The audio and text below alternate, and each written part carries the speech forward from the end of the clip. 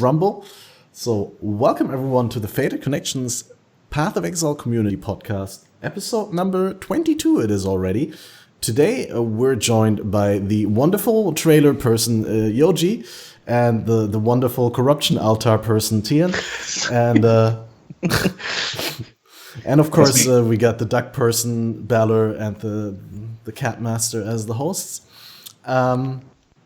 We want to talk a little bit about Exilecon tonight. We want to talk about the announced Path of Exile 2 or 4.0, and of course about the upcoming 3.9 League Conquerors of the Atlas, which will be released together with the Metamorph League next Friday, and we're all pretty much looking forward to that. And there's been a bunch of teasers that we probably can also talk about. But first, I want to welcome everyone and say good evening. Thanks for coming on such short notice. And what have you guys been up to? I'll just throw it over to Yoji. How have you been? How have you been?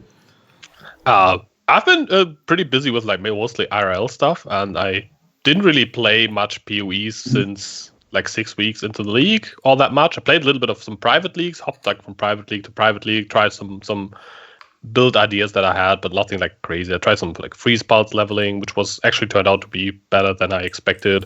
Tried some summoners because I actually didn't play summoner in the beginning, and I kind of want to try it before it maybe gets a nerf, which is like not confirmed yet. But a lot of people are suspecting that the archetype that 50% of people are playing might get a little bit of a hit. I'm one of those people, so I played some Domflow. That was also kind of fun, but never really far, mostly till like level like 70, 80-ish, and then I was just like doing the next thing. And I played some of the Outer Worlds, which was actually a pretty cool game. It's kind of like a Fallout type space shooter RPG game. That was also pretty cool. So yeah, that's mostly what I've been doing, and like getting excited for playing PoE when the new league comes out. Nice. Sounds great. So you watched all the... Okay. The Outer Worlds was really good. Yeah. Actually, I found really it through Balor. I watched the stream. I was like, "What is this game? Wait, this looks amazing!" And it was like $1, so it was like, well, it's a pretty good argument to get it for $1. Wait, was it always? Is it always $1, or was it on a sale? No, it's a scam. If you're in Europe, like we are, it's €3. Oh, okay. It's like it's like if you get like the first month of like Xbox whatever thingy, then you can get this game on PC, like in this bundle package type of thing. And then you just cancel the 1 month thingy right away, and you get to play 1 month of this game, which is enough to finish it, and it's really fun. Nice. That's great. So you watched all the Exilecon hype from at home, I assume. Yeah, that was actually pretty interesting thing, because on the 15th of November, my sister had her 30th birthday, and I actually was pretty sure I wouldn't make it to the announcements like in time, because we were like sitting at a restaurant like with our family and whatever, and I was always like watching at my phone like, all right, okay, 1 more hour, 30 more minutes, damn it. And I was still like, my girlfriend was like, my sister luckily was feeling sick, so it didn't go that long. I think that was really nice of her to plan that in. And yeah, I was telling in the car, I was sitting there with my phone at my ear, listening to like Crip, Taki, and Ziggy like ramble about like nothing at all really, and I was like, yeah, keep it going, guys. And everyone else probably thought like, wait, it's like a 1 hour segment of people not really having anything to talk about, and I was like, this is perfect. This is like exactly what I want right now. And then there was like this Einhar thing when we were like closing in and home was going into reach. I was like, oh damn, this is probably not going to go very long. I was like still listening to it, but luckily it went just long enough that when I got into the door, I sat down, and that was the moment when like the Exilecon logo faded, and like Chris and Jonathan and Eric walked on stage. I was like, I made it in time. Perfect. Just because the intro was way too long in my opinion, but it was perfect. It was just perfect. Actually perfect. Yeah. So for me, best timing that could possibly have happened. Yeah, awesome. Yeah, I also watched from home, but Thi3n, you actually went to the event, right? All the way from the US to New Zealand? I did. Yeah, it was like a 14-hour flight. Made it there and got to experience not just Exilecon, but New Zealand as well. Stayed like an extra 2 weeks and really enjoyed my time out there. The con was really great. I mean, I know Balor was there as well. It was just, I don't know, one of the best weekends ever. You were in time. You weren't listening to Crip and Tarky on your ear on the way to the con. No, it was like the hype in there. Like you could cut it with a knife. I mean, everybody was just like super waiting for it, and that Einhard thing was a little like live. I don't know. We didn't really know what to expect. So when it was going on, we're like, something's a little fishy here because it started to get long. But then he started like throwing these plushies into the crowd, and we're like, all right, who cares? Like, just go with the flow. Yeah. Nice, awesome. Yeah, I actually listened to people talk about it the other day. I think I was on the Drop Frames podcast. They talked about it, how like live it was way better at the Einhard part versus like on the podcast. Yeah. Like on the stream you would Yeah. see people cringe in chat, and that would then taint your own experience. But when you were actually there and you felt the vibe, then at least from what I heard, They said that, and I did not agree. I was like, that whole thing went on about 10 minutes too long. I was just sitting in my chair the whole time being like, really?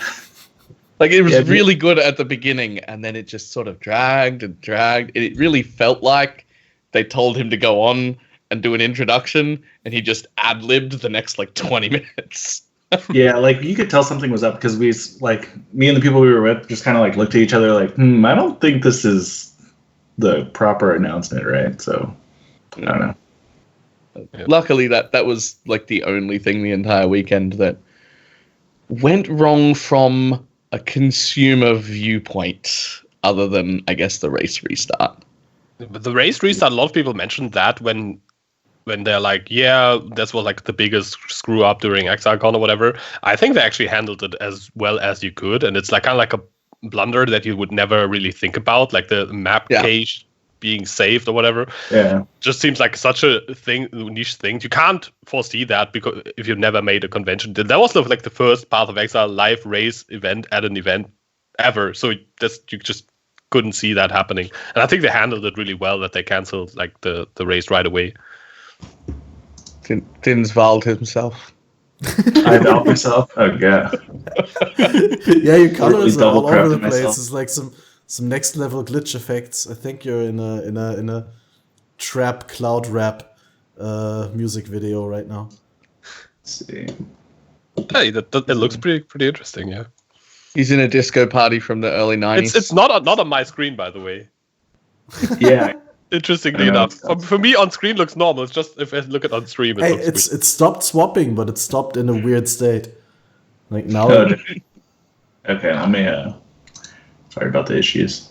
Well, I think it's a Skype issue for some reason. When Yoji says it's not on his screen, Nope. Yeah, for me it looks perfectly fine. but Weird. I don't think I would go turning it off and on again with Skype. It couldn't do anything, but it's not worth it. Keep it as this and hope it just fixes itself for a while. Yep. Okay. we can try. I just don't trust Skype. Let it sit there then.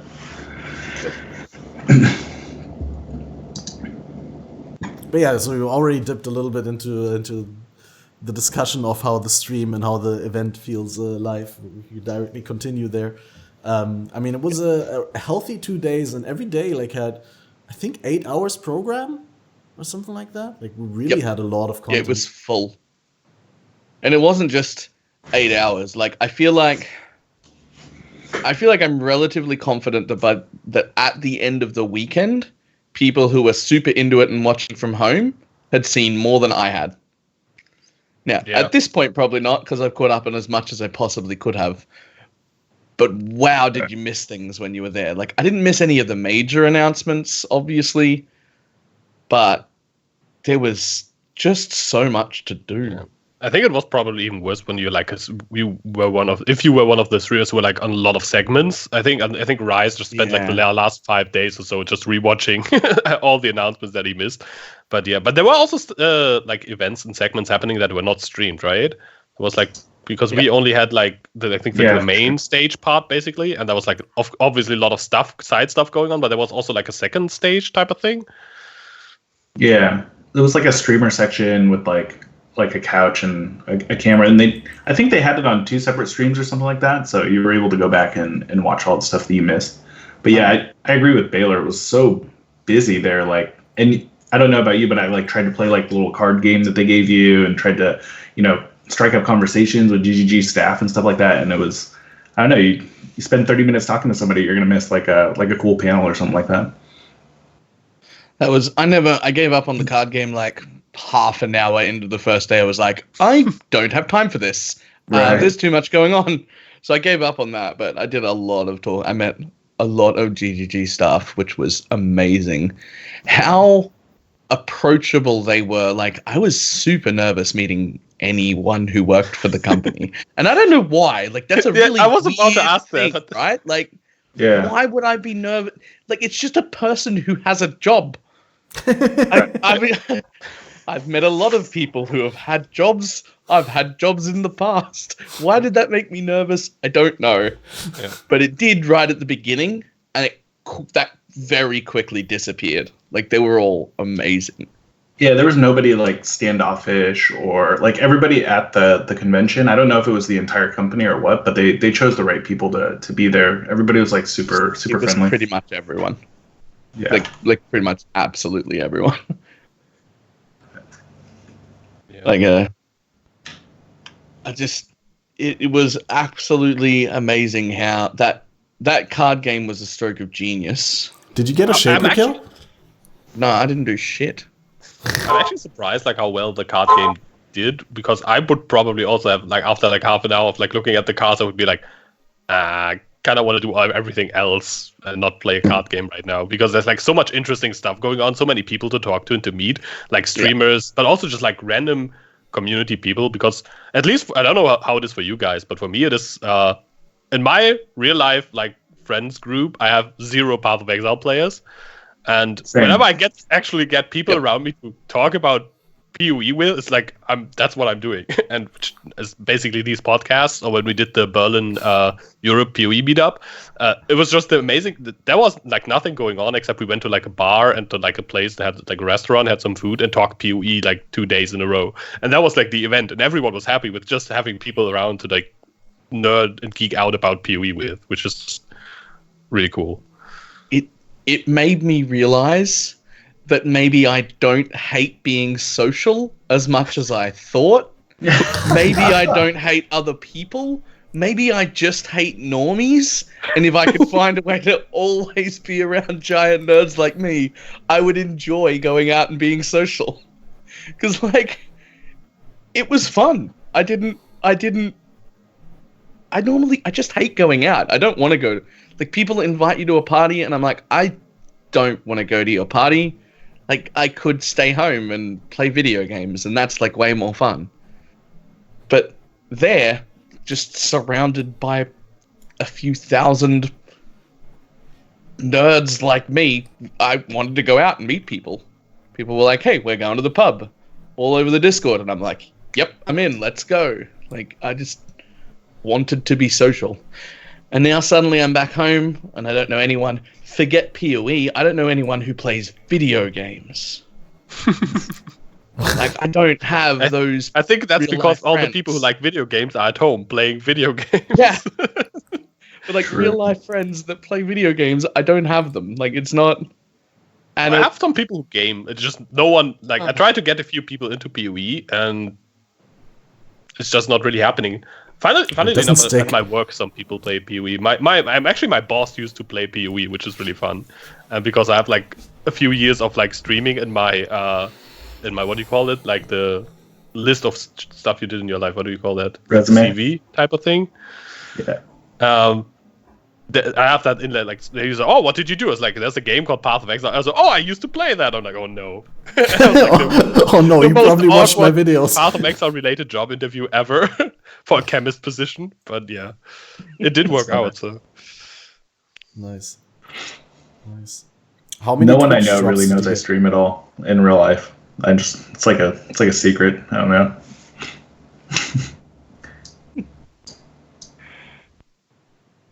what do they think you do all day? Well, I'm not a full-time streamer, so it's just like my hobby. That's all. yeah, it's easier when you do that. But like when I was doing like full-time streaming, like at least like 8 to 10 hours a day, it would be pretty difficult to hide, especially for my roommate, obviously, but like also everyone else. So yeah. And also, I have to kind of like fill this gap in my like when I apply for a job, I have to like kind of fill this like 2 to 3 year gap that is there. And usually I put just like self-employed as a content creator person thing. Sometimes something sounds very important and not just gaming at home all day. Right. Resume, that's the word I was looking for. Yep. What did you do in that 2-year period? I played video games for 2 years straight. Oh, great. But it's recorded, so it's a job. Don't worry. Yeah, that's basically how that works. Oh my god. Yeah.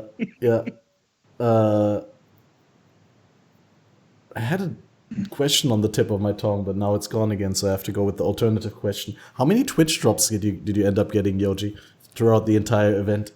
0.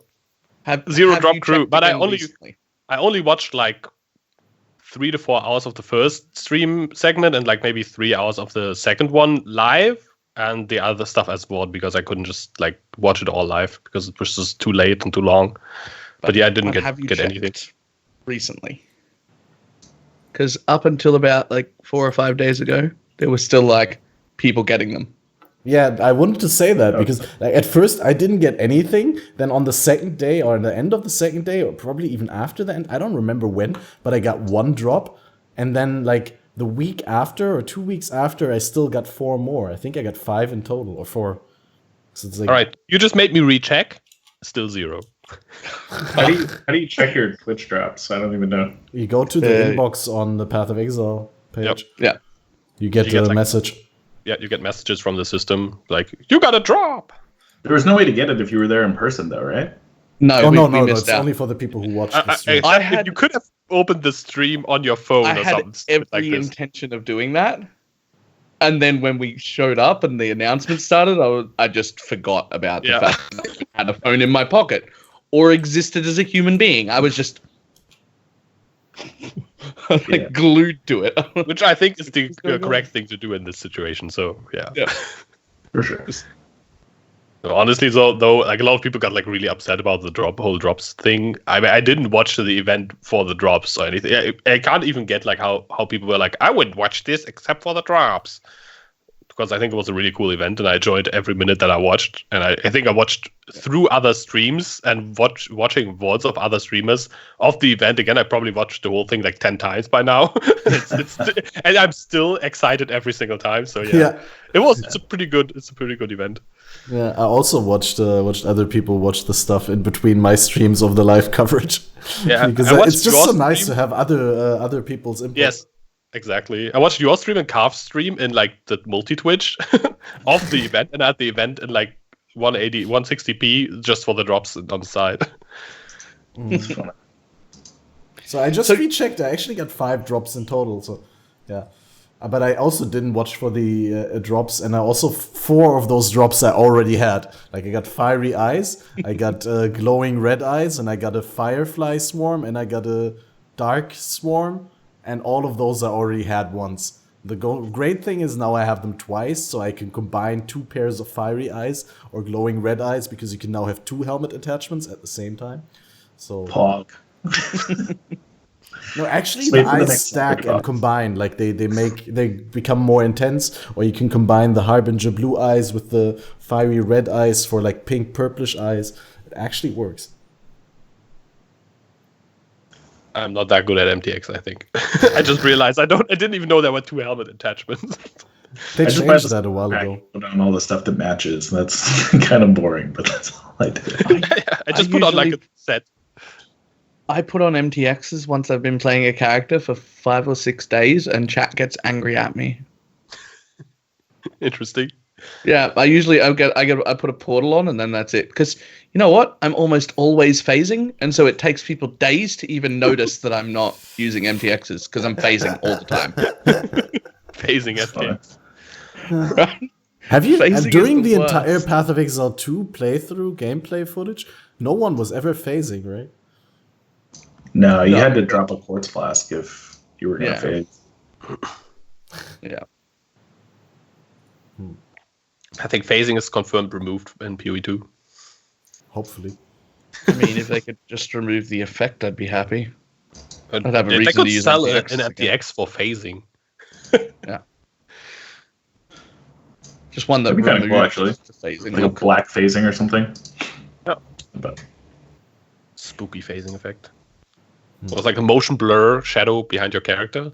Makes you look super speedy. yeah, that'd be kind of cool. I mean, like, in general, just PoE 2, from what we've seen, looks like they've been trying to slow the game down a lot. I mean, it's hard to tell how much of that is just GGG showing off their game, because when they show gameplay footage in trailers, it's never as fast as, like, the community plays the game. But, yeah, also seeing streamers play Path of Exile 2 at Exilecon, it does look like they're really putting an emphasis on having, like meaningful, impactful choices and responsive gameplay and, actual rewarding mechanics rather than zooming through things. But anyway, it was the first act, so it's really hard. It's hard to tell at this point. Well, they did mention that they had tuned it up a little bit from where they would leave it, purely because they expected that the crowd of people who were willing to fly to Exilecon were more experienced than an average player. And they wanted to give us a difficult time rather than an easy time, which, by the way, is the opposite to what everybody else does with their conventions.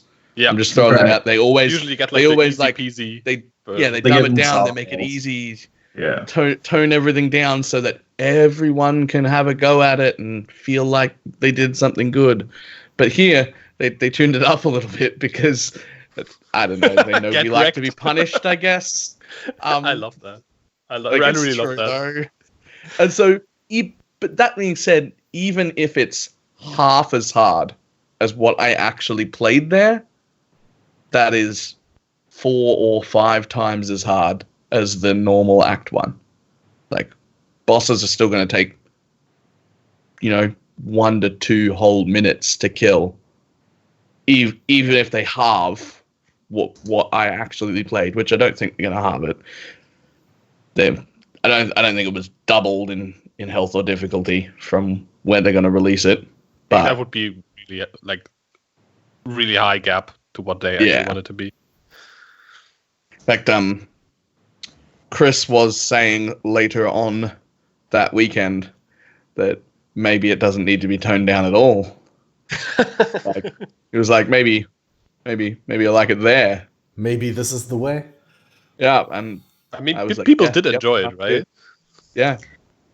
Yeah. But it is. You have to keep in mind it is a pretty specific crowd, though. As I said, they expected the die-hard PoE people to show up, which is reasonable, and it kind of makes sense that those people who were there were excited about this. But you had it's just a very, very tiny fraction of the player base. Yeah. Right. Definitely more experienced player base was there. I think if a new player stepped into that game and never played an action RPG ever, they'd be like, this is impossible, and just quit immediately. Probably after the Devourer. That Devourer killed me twice. Yeah. I started it was like a level 6 thing. It's like a level 6 boss or something. Yeah. It killed me twice. Yeah. I'm like, what? He has a kind of dodge it or die almost type of move when he comes out of the ground and spits the stuff where you have to hide behind his body segments or whatever that was, which apparently most people die to. I saw Mathel die to it, so I felt pretty good about that. Ziz died to it as well. Yeah, more than twice. Yeah. Yep. But in general, before we dive into the details of what we've seen, would you have expected that they do something like that? They think outside of the previous Path of Exile game box, and that they go and bring us content that is completely outside of that previous 10-act storyline? I mean, I expected that they would do something that goes beyond the current game, but I was more thinking in terms of Endgame. I was never expecting that they'd replace the regular 10-act playthrough. Yeah, it's weird because they've been adding enhancements to the existing acts. They made a Hailrake's Glacial Cascade look even better. They've done all the boss fights, started adding voice lines and stuff like that. And then they're like, okay, we're just going to do a completely separate version of it. And it's that kind of seems like a waste of resources a little bit, where they Vamped up like 3 or 4 acts already. The plan probably to do them all, and then half of the player base won't get to experience whichever half that. I don't think anybody's going to play PoE 1 anymore when PoE 2 comes out. I mean, if you're a new player, you have to play it to get the old ascendancy classes, right? Exactly. That's so. Everyone who comes in like as a new player will probably, of course, start with like the PoE 2 campaign.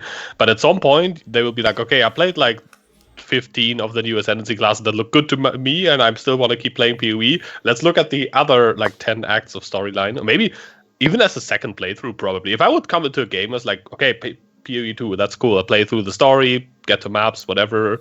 Try it out a little bit. I'm like, okay, I want to relevel a second character. Maybe I want to try a different build right now. I would then play PoE 1 because I didn't see any of that campaign, so leveling will be fresh again. And you can also kind of like switch back and forth. I mean, I'll as an old player, I'll probably play PoE 2 exclusively for like a year or so before I ever go back to the first campaign. Probably. Yeah, same. But I want to say, like, it probably really depends for new players on how well they intertwine the two campaigns in the story. Because if there's enough hints in the PoE 2 storyline to what happened 20 years ago, like before Kitava was defeated, then people maybe actually like, hey, I really want to play that. I really want to see what happened there.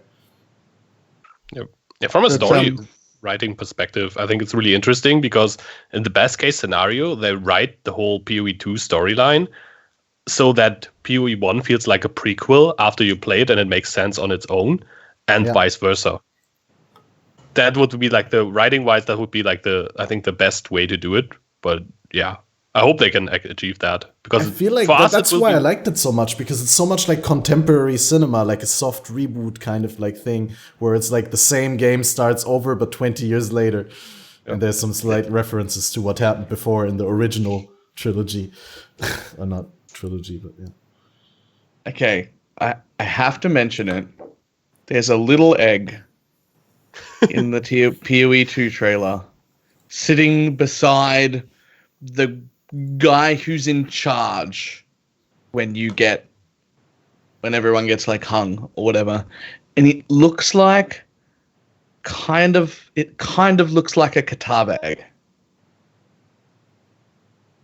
Like, it definitely looks like, I don't know what it is, but it could be a little baby Kitava. I would expect Kitavas to give live birth, so I don't know. Isn't it like a lizard kind of thing? I mean, eggs don't seem too implausible. I mean, I don't want to think about Kitava giving live birth, but damn it, that's in my head now. Yeah, be unseen. It reminds me of the end of the Godzilla movie, like they did in, when was it, 1999, or like back in, like really old, with the Puff Daddy soundtrack and everything. And there was also hinted at a potential sequel in the end with like the Godzilla eggs underneath. Oh yeah, with the eggs that they find, right? Yeah, I don't know. Like, it definitely looked like a little bit like corrupted-ish, so it would kind of make sense to be either from Kitava or like something to do with the beast or whatever, like something to do with some of the potential corruption sources that we had. Because it's also in the trailer, they say like the corruption is already spreading after like 20 years after Kitava's death. Corruption is already kind of creeping back.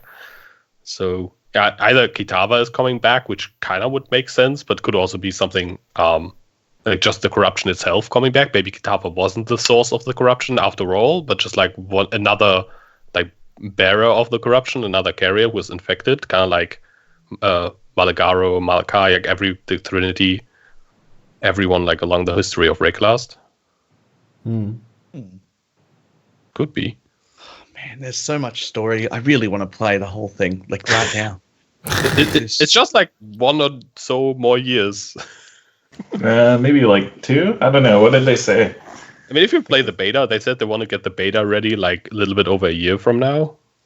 Yeah, we should be looking at like January or February. Not next year, I guess, but the year after. We should be playing the beta. I imagine that the beta will only last about 3 months. I expect it to go. The way I don't know how they're going to do it. I kind of expect them to just like have a legacy league that lasts more than 3 months while they're working on the beta. But that's what they did for the last beta, and you know what? I know it's kind of shit, but then they can have all of the focus on the beta and fixing it and whatever and have it launch, and that's the way I'd like it done. Basically, you get PoE 2 earlier that way, so that's good. Yeah.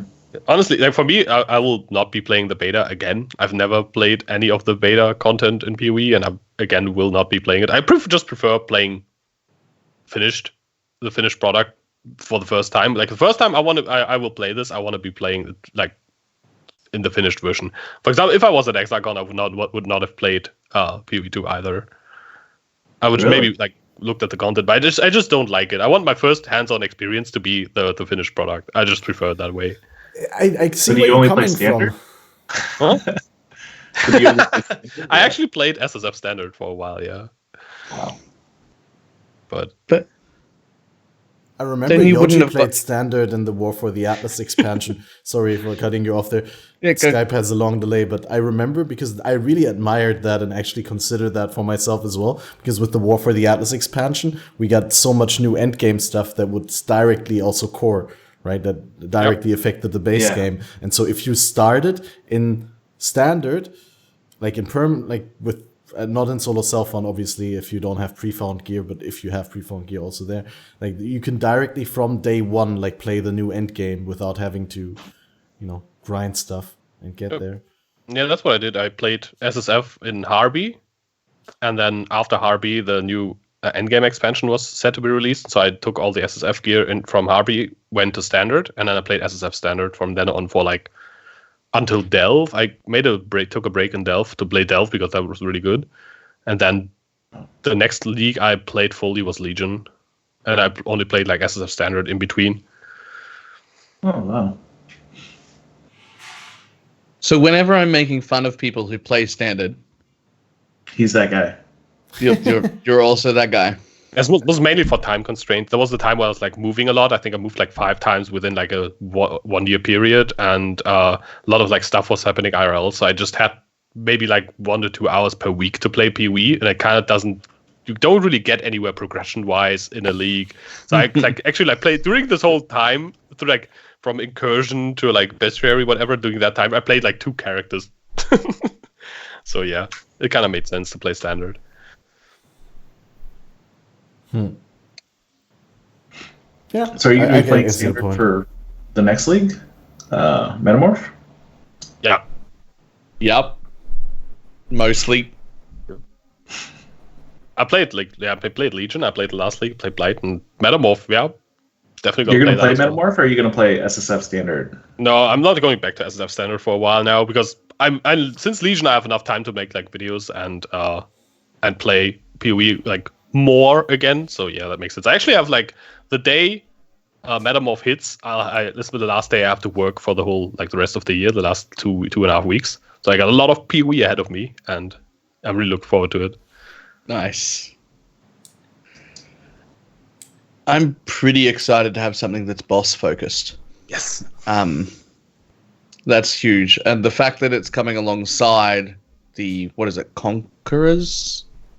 Yeah, Conquerors of the Atlas. Conquerors of the Atlas, yeah. The fact that it's coming alongside that, and there's a bunch of new bosses there as well, is quite nice. But I hadn't actually thought about it until this morning when it got mentioned. But, bosses like old elder bosses and such, like Eradicator or whatever, are now in the base maps, which they tweeted at a glance was like, okay, that looks more difficult. Now I'm gonna have to deal with them with map mods, but also LOL Headhunter. Yeah, that was my first thought. Was like, so you get to keep your Headhunter buffs when you see the boss, and just like. But Guardians are phased. Yeah, I wonder how that works, because currently when they phase, they transition to a different arena, right? Well, it's still the same zone. There's no load screen.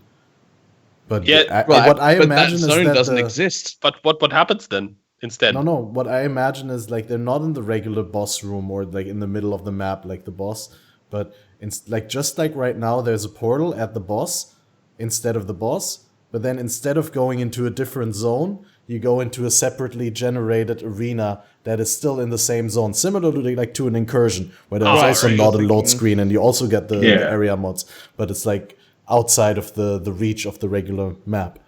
All right, like the synthesis bosses.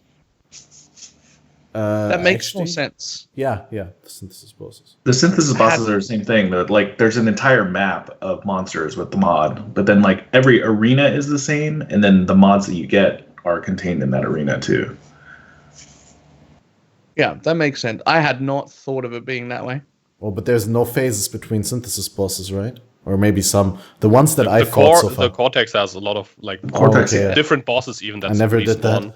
Solo self-found live on Megalon. I actually had 2 Cortexes this league in solo self-found. And I always die. I got them both like super early once I got into tier 15s, and I couldn't kill them because my build was just in SSF was just not ready at all whatsoever. They're like because those guys are like uber elder level. And I was just like, okay, I'm barely clearing tier 15. Zana's like, you have a Cortex. I'm like, no! Twice. And then I never obviously and tried once my them, build right? was ready, never again. Oh, you have to take it, yeah. Yeah, you of never course. I ripped all my experience every time I saw one, but I wanted to try it. It's really cool. I think I had a choice between a Cortex and an Untainted Paradise on like day 2 of the league, and I did the Cortex and I died. Oh, God. Take experience or loss of experience? Yeah, you have to try. You gotta go for it. It's just super cool. The fight is really good. It was the first time that I tried the fight as well, because I didn't play Synthesis all that much, and never got to like Cortex levels of fights. So that was really cool. I think the fight is one of the like more fun and more difficult fights in PoE, especially because of all the mods. But I had like turbo and whatever, and it's just insane. Yeah. It really is. The boss team has done a really good job, I think, over the past, I don't know, few leagues. Like, I liked the Delve bosses. I liked, let's not mention the Betrayal boss, but like, I was about to some say, of the other fights have been really good. Cortex, I think, was really good. There was no real endgame boss of Blight League, which I kind of missed. But I have a feeling I'm going to really like Metamorph League because it's so boss-focused. And then the new, what's the endgame guy called? I don't know. The Awakener. The Awakener, yeah, that fight's probably going to be epic. Yeah, there's gonna be like actually I got the page up here, I can check it. Because I wanted to talk about that as well. So we got the Crusader, the Adjudicator, the Hunter, and the Warlord, I assume, are the bosses that. Yep. It's like the ones that got the touched items and the currency orbs, right? Exactly. Yeah. I'm showing the currency orbs on stream right now. And then so of course, once again, there's like the Hunter would probably be like Dex bow type focused bots, I would be guessing. Something like poison-ish. I mean, you see that Hunter, we looked at it the other day on stream. Hunter must be the greenish influence here. Yeah, I would be thinking that. Crusader is probably the lightning blue fire-ish looking one. And Warlord, the red-yellow one. And then that leaves the white shimmering one for the Adjudicator. Hmm. Yeah, I assume they're all going to have like elemental identities because that would just be too easy, right? Like fire resist, cold resist, light resist. Yeah, there will be slight overlaps in something, I think. Because we've seen 2 of them, haven't we? Like we've seen a few items. We've seen some items here. The red one touch had, amulet like, has like an anger mod, for example, which reservation. would make sense. Yeah. And there was strike skills, hit an additional target, like half ancestral call on your gloves. Mm-hmm. Yeah, the other half interesting anointed. thing, though, is that you can like take any 2 influenced items and create a hybrid. So you can see like on the top of these 2 symbols, you have different symbols. So this is like a Hunter / Adjudicator base, I assume. No, is it Hunter, Crusader, and Adjudicator? I don't know what. But now it's I wonder Shaper. how that works, though. Will it be It like also you has a have Shaper background. That's weird. Yeah, you just take a Shaper item and then you use Slam each of the the Exalt orbs twice. No, but the Exalted Orbs just guarantee the mods. The Exalted Orbs don't make the base type. No, you take a Shaper item that has maybe 4 mods on it, and then you use 1 Exalted Orb of that type, and then 1 Exalted Orb of the other type, and then you get this like crazy ass item with Shaper mods and. Yeah, that definitely. But I'm just curious, like, what's with the symbols? I think it probably adds the symbol, right? I think it might also be a way to like make sure that you can't have like more than maybe 2 influences on an item or 2 different mod pools. No, wait. It does literally say using the power of Sirius, you can fuse together any 2 influenced items. 2 influenced items. So this is not just the new influences, so you can combine the Shaper influence with one of the new influences. Yep. I'm just gonna... Can you also do Shaper Elder? That would be cool. Well, there's no Elder or Shaper Orb, so... It does say any 2 influenced items, so you can make Shelter items, actually. Nah. No, because there's no orb for that. How are you going to match them? No, not orb. Like, do you even read? Yeah, no. Using the power of Sirius, Awakener of Worlds, you can fuse together any 2 influenced items. The orbs are just for guaranteeing a mod out of that specific pool on any item. Yeah. But there's also bases that are influenced, like you see over here, and you can create hybrids out of the influence types on bases. Like 2 influenced items, so you can make a hybrid Hunter Shaper item, but then because it says any 2 influenced, you actually can make Shelter items. I didn't think about that. I don't think that that's what that means. Yeah, you're gonna get that's not how that works. Like gain is extra plus non-chaos is chaos or something. It'd be too broken. You can mix 2 influence items together by using these orbs. No, it says using the power of Sirius. Look, I mean, we're just guessing. No, wait. Okay, I'll tell you why I'm guessing like that. Because there's the Awakener, right? But the Awakener doesn't have an influence type. What is the reward of the Awakener? And that's the power of Sirius, that you can fuse 2 influenced items to create a hybrid influence. I mean, I think that's pretty... But yeah. Because this doesn't say anything about these orbs. This is completely So you're telling me if I different. get I kill this guy and he gives me like a synthesis combined thing, and if I have a Shaper Elder or like Shaper Royal Burgonet and an Elder Royal Burgonet, and he'll fuse them together in like a synthesis thing, and I'll get a Shelter item. That's the point, because look at this, because this is a Hunter base, right? These boots. And this has the same symbol on the top left and on the top right. And this has 2 different symbols. So this is a hybrid base out of Shaper and whatever the other symbol is. I can't wait for my 10-link helmet then, dude. We're gonna get all this stuff. Can't wait for your 10-link helmet in the corruption chamber. Oh, yes. Right. But yeah. But overall, it really seems like endgame crafting will be like a big focus of that league again, which I think is really, really cool. I think that is the part that a lot of people liked about Synthesis, that there was some endgame crafting system to it that had some chase items. And I think also that's what's fun about like Shaper and Elder influenced items, like getting like a Shaper influenced ring, high level ring, and like craft like assets, mark rings and stuff like that, or like chest pieces with like all the crazy mods, or like multi-link helmets or whatever. I think that's a really cool part of the endgame right now, and I think it's good that they expand upon that with the new system. Yeah, I'm really hyped about that as well. Like it's just always the best part when there's new endgame stuff to figure out. It just makes the game, especially for me as a hardcore solo self-owned player, it makes the game last so much longer, because it takes so long until you've seen everything and put your hands on everything, all the cool toys, and tried it yourself. Like, I mean, I've only, like, I think only, like, in one of the more recent leagues have I ever gotten the multi-mod craft after they changed it to be locked behind the prophecy chains rather than level 8 Elreon. And that was such a good feeling, because I never had that before since they changed it, since Betrayal.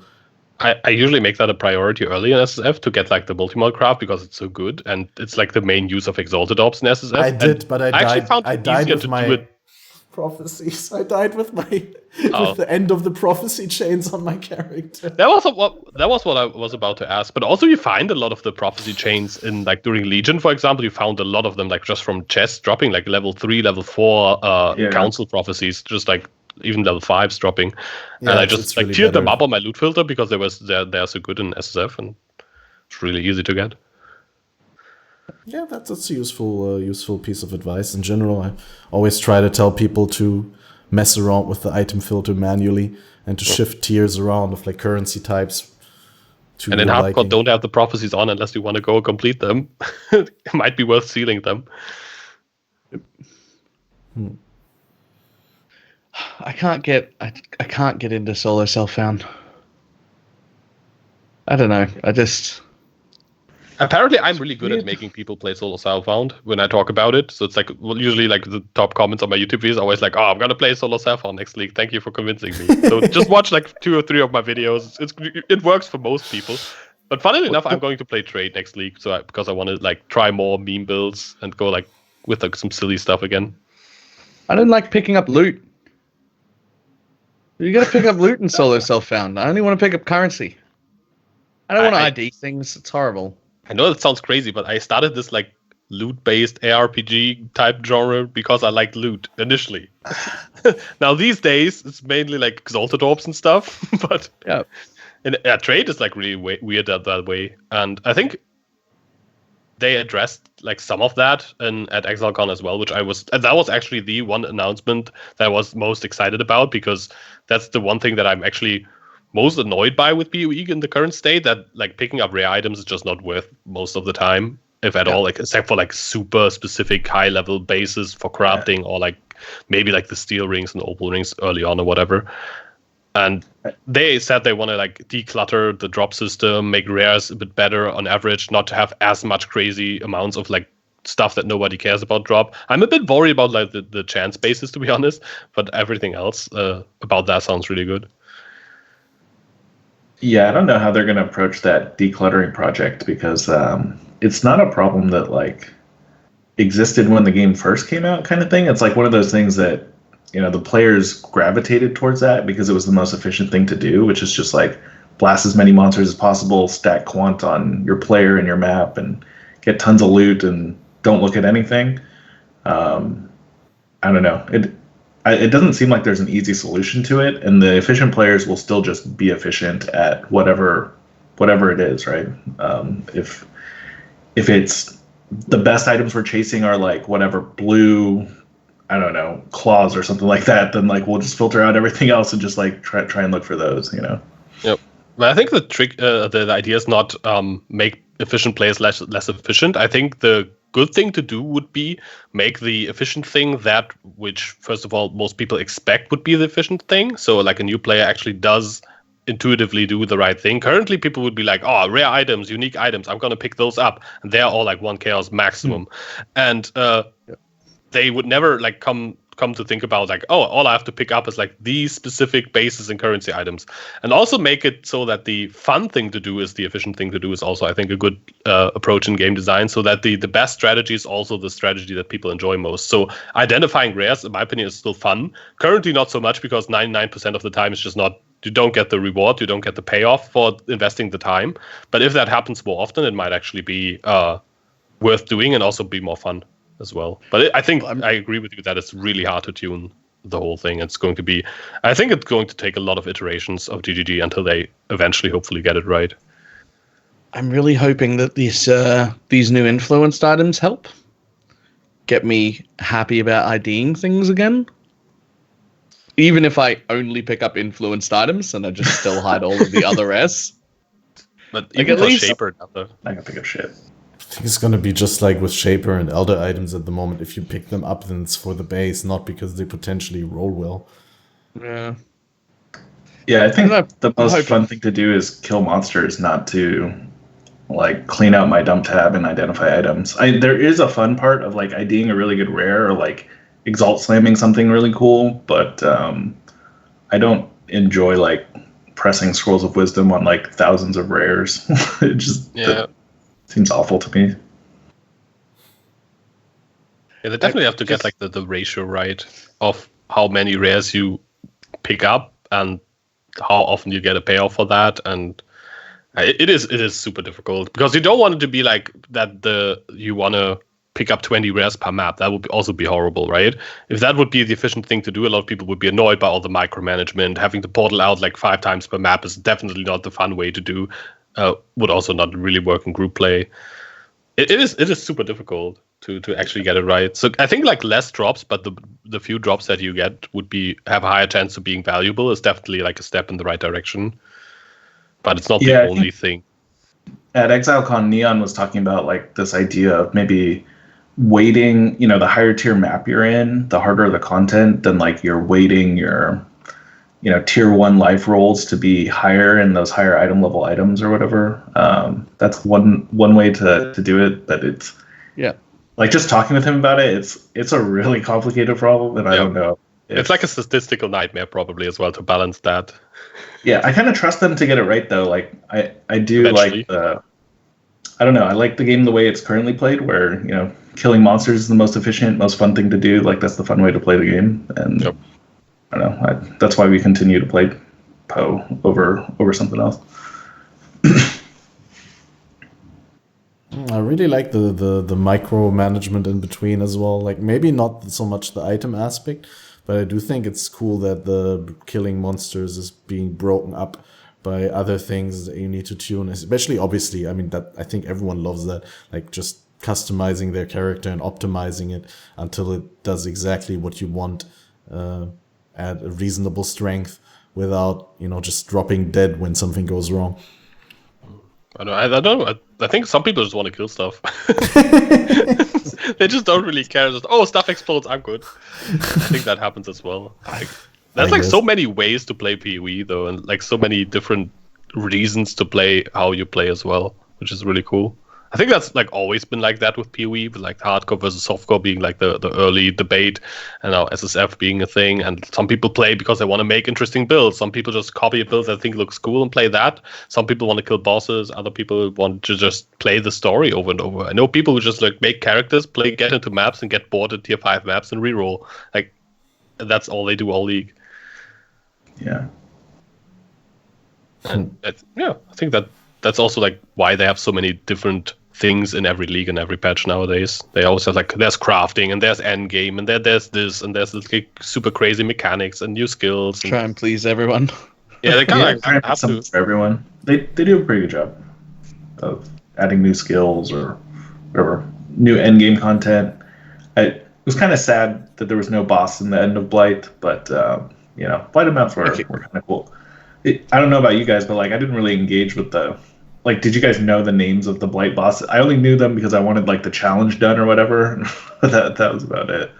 I didn't know what any of the bosses actually did.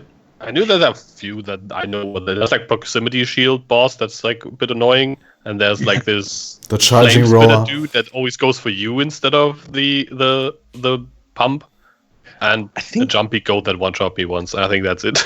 Everything else just like, there's a boss. It has a lot of... there's also copy-paste dude who in the beginning had way too much HP. Like the guy who just copy-pastes itself, like breaks apart. In the beginning had way too much HP. But yeah. The copy-paste dude. I don't know. There's like all this name like Glass Block the Dark or whatever. And I'm like, I'm not going to remember those names. Like Slobber Block the Ugly. No, he's copy-paste dude.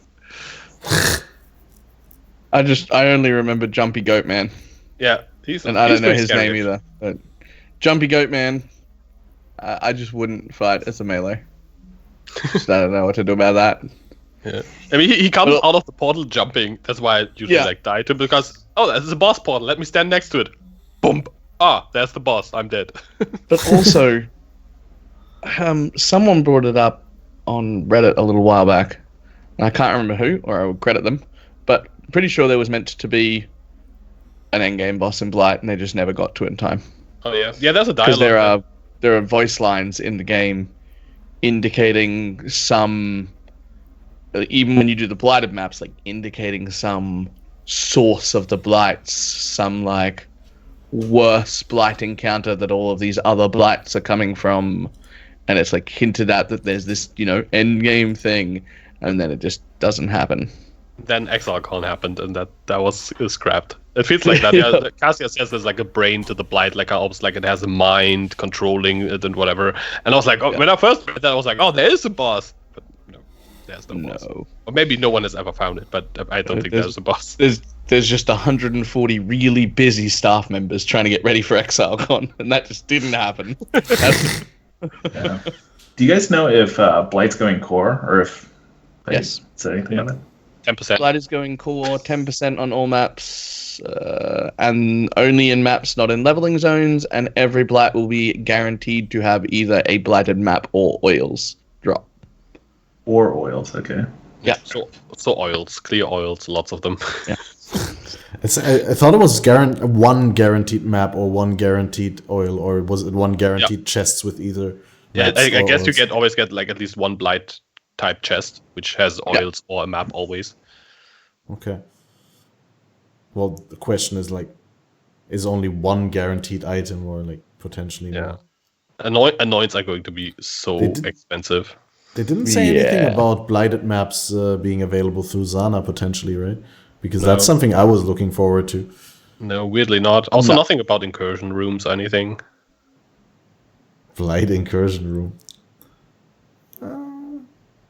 Could be. They have like so many options to do stuff. They also could have like a prophecy that turns a map into a blighted map or whatever. Like random chance that you just like have a prophecy that has next map you enter. Every map you enter has a chance to just be blighted instead. So it removes all mobs and just puts like a blight encounter off that map. Stuff like this. There are like lots of like in general. That's not one thing I'm not too happy about how they integrate old leagues. They're always a bit little uncreative and a bit like easy. Do the easy way. Just like toss it in there as like 10%. Yep, next. They've created systems to make it more like the Scarab system or the Master system. If you wanna try and like target farm a particular mechanic you like, that's one way to do it. I'm sure there's going to be a prophecy or something also. Right? They just make everything scalable where they can do that. Yeah.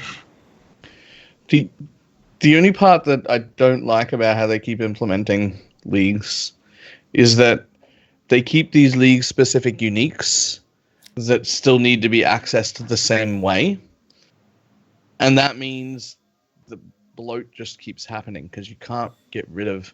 Like, I don't think Blight needs to be in the game. Not Blight, Breach needs to be in the game anymore. Was one of my favorite leagues at the time, but they've been nerfed so many times that they're just not interesting anymore. You could replace that with something, except... I really need splinters to exist, and there's a whole bunch of uniques gated behind that content that matter for different builds, build enabling ones, and all sorts of things. So you can't just get rid of them, but we don't need this many 10% things going around, and Breach is just not really great anymore. I think I really like Breach. It's fun to like just have lots of mobs spawn in. I still enjoy that, and I'm like one of the people who doesn't. How do you get lots of mobs? Every Breach I open's got about 8. What maps are you playing? It's not that. It's not that horrible. I'm overstating it a little. I don't know. I'm overstating it a little. But sometimes you get Breach and Toxic Sewer. It's terrible, but it depends on the layout as well. Yeah, Toxic Sewer you get like 20 mobs or something like this, or like in indoor maps. But if you run dunes or whatever, you just get just like crazy amounts. Yeah. They don't drop anything, but it's still fun. They don't drop anything. I mean, they drop splinters, which is good because especially now with like Betrayal, you can upgrade the stones as well, which I think was a really cool thing to introduce. I had a double doctor drop from a breach in burial chambers. It was one off a mob. I hit a breach hand and another doctor got dropped. Wow. Breaches are perfectly fine to keep in the game. That's where we got our doctors. Yeah. You can get loot. You can get loot from breaches. Yeah. Actually, I only got one doctor, but it was from a gambler, so it was super worth it.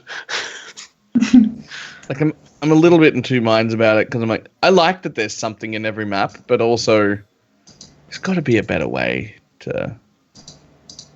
I don't know. It just seems so boring to just keep adding things in at 10% chance to spawn. It is a bit. I don't know, uncreative in an uncreative way. I still like the mapping experience where there's like a lot of stuff happening and there's a lot going on. Like you can have like abysses, you can find a lich, you can have breaches, and especially I like that there's so many random things. I like the random clutter. I mean, there are some mechanics that I don't really would miss. I think, for example, essences. I like the crafting item, but the encounters are super boring. Same with most strong boxes are just like, oh yay, more mobs. Except for when it's the diviners or whatever. And tormented spirits never worked. Let's be honest. They never did what they were like supposed to do. Not even in Torment League itself. They never worked. I feel like they used to be significantly better than they are now.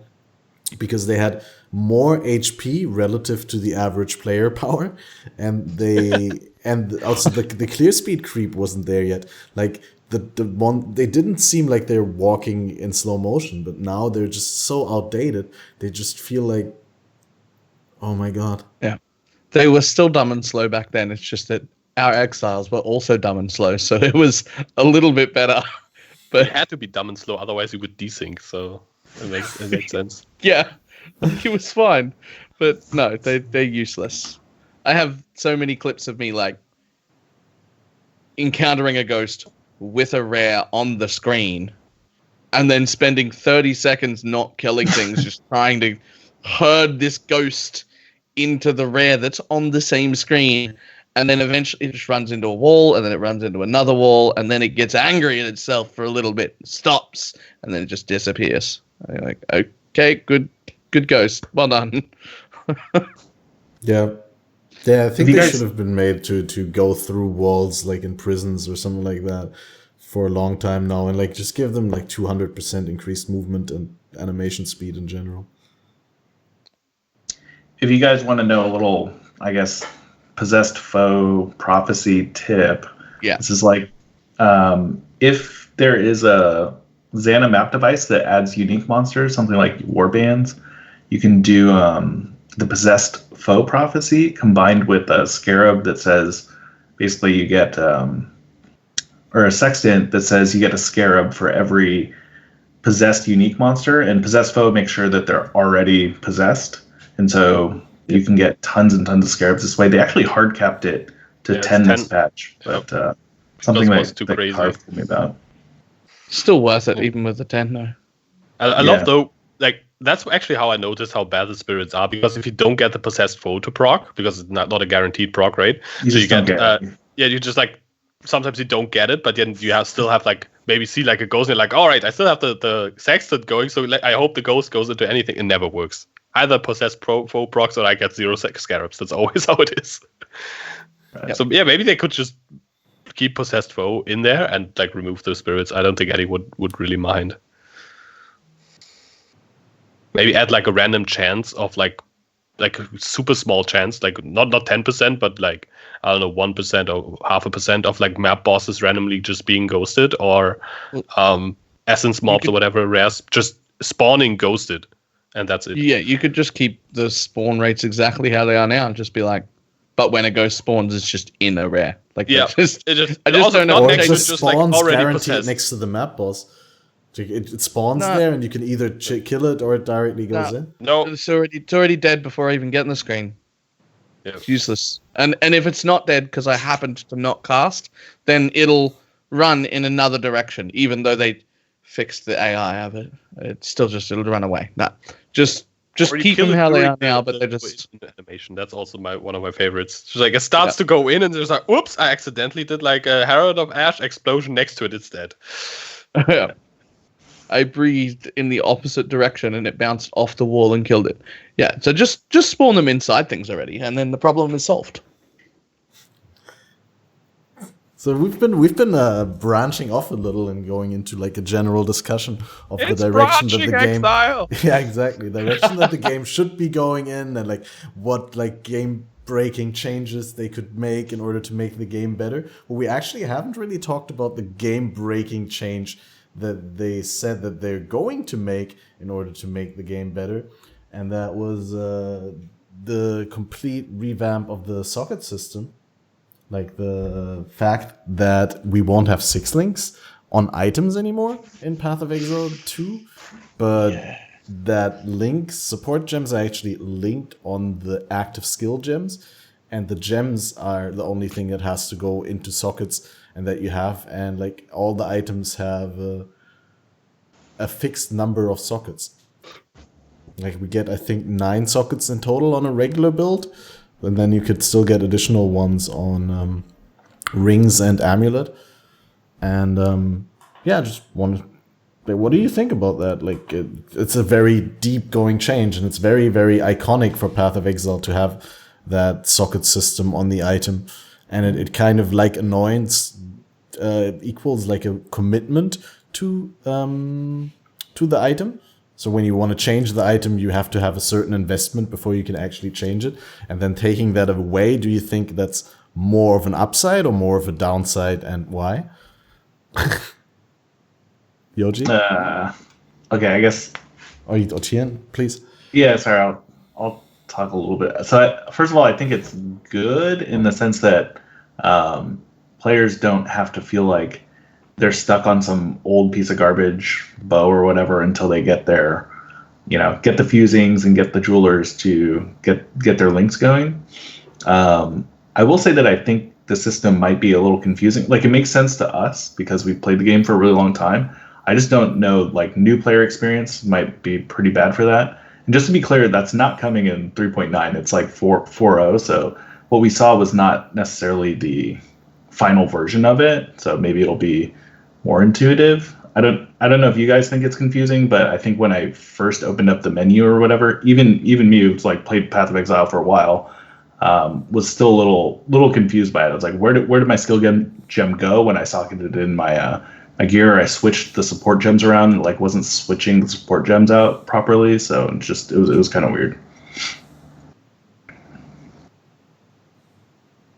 Yeah, I've seen people do that, like right now on the screen when like the upper attack skill would be switched. Like this is a burning arrow, I think, and down here is an ice shot. And when you switch the gems, then they take their support gems with them. So you're not just swapping the skill onto the other supports, but you're just changing the place of the skill, like the entire skill support combination. And that threw some people off. The supports are in the skill gem and not exactly in the sockets in the menu. It's like I think this might be one of the cases where it's more confusing if you've played the game forever and less confusing if you actually knew. If you come to POE and this is like the system you learn, and I think they will probably have some like tutorial arrows and stuff like that ready when it launches. I really hope they do, at least.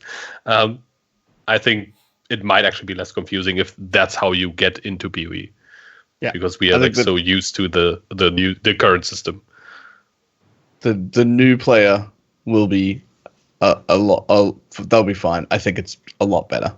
I mean, they will not be less fine than now. I mean, it is a confusing system, I think, compared to like streamlined mainstream games, but it's not more difficult to get into than now. I think it's easier to understand than now. We're just stuck on the current system we've been using for however many years we've been playing this game. Yep. So it looks complicated, but the more I look at it, the more I'm like, that's actually simpler to use. The thing that gets me is I'm really excited to hopefully have it balanced in such a way that I end up using more than one or two skills in most of my builds. Like, I'm just thinking it would be really nice if I had like a big massive clear speed skill who, maybe I've got fork and chain and GMP on something or whatever. And it's just there to clear bullshit trash. And then maybe I have like another skill that's just got like GMP on it. It's for little tough packs of blues and stuff because I got slowed down and my massive clear speed skill can't kill them anymore. And then also a single target. And then also a totem to come with it. And they balance it in such a way that I feel good about using 4 or 5 active skill gems on a single build, rather than just having a one button that kills everything on almost every build I play. It would be really nice if it gets balanced that way. Yep. I think what I'm most interested in or excited about is the possibility of having more customizable like utility skills as well, because currently your utility skill mostly gets like 4 links at max. That's like kind of like your movement skill, your leap slam, faster attacks, fortify maybe or whatever, and culling strike, whatever you put on there, endurance, charge, and melee stun, whatever like other link you maybe have. That's like the maximum you normally can commit to a movement skill or like any utility skill. And now, especially like with the whole like meta gem stuff and whatever, and having like so many possible 5 or 6 links or even 4 links, you can theoretically have like very customizable options for utility skills if they actually add interesting support gems for those utility skills. one of the things that stood out the most about the gems to me, I didn't think of it during the presentation, but pretty quickly after. There's one particular content creator that's going to love that. Any guesses? Which the new gem system? Yeah. I'll give you a hint. Salutations, Exile. Oh no! All right, yeah. Okay, I guess the Path of Exile servers will just die once Joustus gets his hands on this. I don't know. He's gonna. Yeah, it's. I don't know. Some shit he comes up with. If you give him like, I think the maximum that they worked out you could get was like 16. I could like already if you really went in, get 16. I can already hear his like, voice in my head having like, so with my 16 cast when damage taken setups, I can melt every server possible. I'm like, oh my god. That's actually really accurate. Yeah. Yeah. It's going to be so good. I actually can't wait to see them. Yeah. Now you have me really excited for this patch. One other functionality that we haven't mentioned yet is that they're going to have like a totem where you can basically cast things in order. So it'll like always cast the curse first and then cast the ability that you care about afterwards. So that's just another benefit of this like linking system. I don't know how it's going to choose the order in which it does stuff, but I'm sure it'll be smart and they'll figure it out. Yeah, I think they mentioned they want to have like some sort of options, AI options for totems and stuff like that. Yeah. I actually forgot about that. I remember them saying it now, but I'd forgotten that was a thing. Yep. With like a curse. I think they showed like a curse, despair curse wither totem, which like cursed everything and then like started to wither. Yeah, because like right now it does stuff in order that you link them, but it just rotates through them no matter what. Whereas that new system that we were shown was like if you had curse in the first bit and then wither in the second bit, it would curse everything. It would just keep cursing until it couldn't curse anything in range, and then it would start withering. And like that is a five head totem. Yeah. Actually, though. Totem actually smarter than the player. Yeah. Yep. Totems will clear the game for us. Like, imagine you can make like totems that like first lightning warp to enemies, and then they like arc them, and then they lightning warp to the enemy. And they just clear the map for you. Just like run after your totems, pick up loot. It's like lightning the next evolution after the auto bomber build is like the auto play build. It's like place totem, clears map. It's like the next step. We will be replaced by totems, our totem overlords. I'm pretty sure that's our future. By the way, is there anything you're like worried about with the new system? Any like difficulties you see, things that might get into like might not work out as well or like break with the system? I know what they're worried about the most. And it's merging over all of the information that already exists, all of the characters that already exists, that have their own things. All the six links in the game that currently exist won't matter anymore. Like all the currency in the game that exists, like fusings won't matter anymore. I guess 6 links will go onto the active skill gem that's in the socket, right? And if you don't have one? But what if you do what I did, which was one of the first things I did when I got home, which is I logged into Standard and then immediately put 6 active gems inside a 6 link and then just logged out of that character just to leave it there so that in a year and a bit's time when they merge it, I can see what the fuck they do with that. Well, they're probably just going to give it to one. Sockets. I'll put all support gems in there. Sockets. It's just got 6 active skills in my 6 link. Well, we'll have 2 remove-only sockets. So I just gonna pick the upper left one. So they couldn't put them in there. Yeah, and then I just logged out of that character, and I'm never going to log into it for another year. I just want to see what they do. Remove-only sockets. Remove-only sockets. Yeah, that could work. I'll never take that piece of gear off because that chest piece has six links in it right now.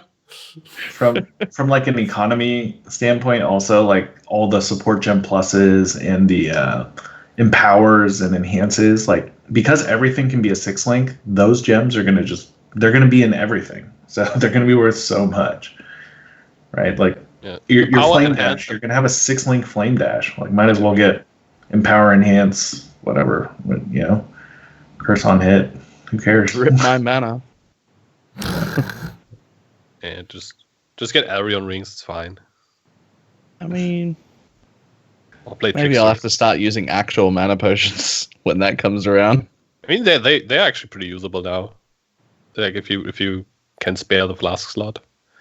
By the way, like, one thing that I'm actually a bit like worried about, like, not from a technical but from a balancing standpoint, they will have to redo so many unique items and so many mods on items to make the system work. They have to basically rebalance the whole game around the system, like every single thing there is. Like, Hungry Loop doesn't work anymore. Calm's Heart probably doesn't work like it currently does anymore, because if you have so many 6-links, the opportunity cost is too low for 500 life. You have like unset rings with +3 to gems, +2 minion helmets. Interestingly enough, they said the opportunity cost for combs is too high. Losing four 6-links from your chest, they were considering that maybe they have to change combs to either have 1 socket, so you lose 3, or maybe bump it up to 1,000 life again, because losing 4 6-links was too much. They don't even have enough keybinds to use that many skills, so I don't think we will have a meta. We'll get another swap, double swap, 12 or 9. Well, I mean, I'm okay with them giving me 1,000 life. I'm just saying. Back to hardcore. It is. Like, I'm just saying, like, you know, CI and low life are still way better right now in 90% of things. Anytime you can CI or low life, it's better. So life could use a bit more. It's fine. I wouldn't complain. So what I'm worried about is mostly, or what like initially worried me when I saw it, is losing that 6-link, because that's such a characteristic. Like, it's so characteristic for Path of Exile, having like links and sockets on items and linking them, and like just the shape of the 6-link, which is, by the way, also the faded connection symbol, right? It's just I don't know, I feel like it's such a big step away from how the game currently works and is perceived, that knowing GGG, they must have gone into this with exactly the same, like, thinking that's a huge threshold to overcome, to actually abandon such a well-established system that's served the game so well and that people like so much, that's so iconic for the game. So I think the new system must be even better than like what we have seen right now. I think that it must solve so many problems and must elevate the game so much that they're ready to abandon that old system which worked so well, that I'm really hyped about it. I'm really excited about the fact that I will probably have less risk of RSI in the new system. And that's a huge buff.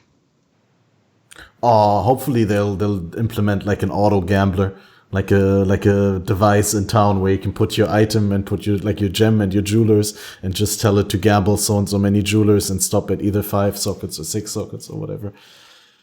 I don't know. I like the gambling myself, but then I don't craft that much, so I never bought like 7,000 fusings and linked like bazillion items. Never do that.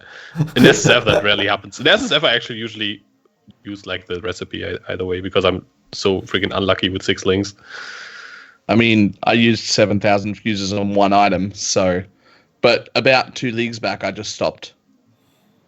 Even streaming when 6-link is like, that's a good clip, and decent content, and I still can't do it anymore.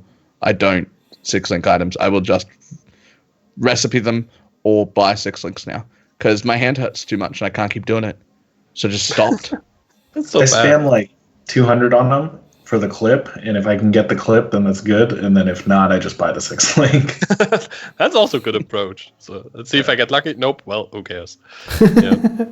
The funny thing in this league actually was that I got my chess piece that I wanted to 6-link when I got it, I had like 1,800 fusings already lying around and found the recipe. So I was like, all right, guess I'm going to gamble like the 300 that I have over the recipe on it. Nope, didn't happen. Bench, click, done. So yeah, it took forever to get that shaper chest that I wanted.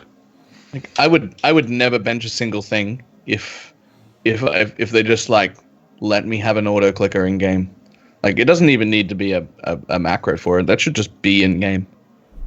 Yeah. I should just be able to like hold shift or something and hold my fuse button down and have it just go and just keep going. Doesn't even have to be like super fast or anything, just like so you don't have to click, right? Just like normal clicking pace.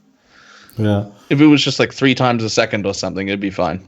Yeah, and I agree with the chat that gambling should be painful, but painful in terms of like your losses and not painful physically in your wrist.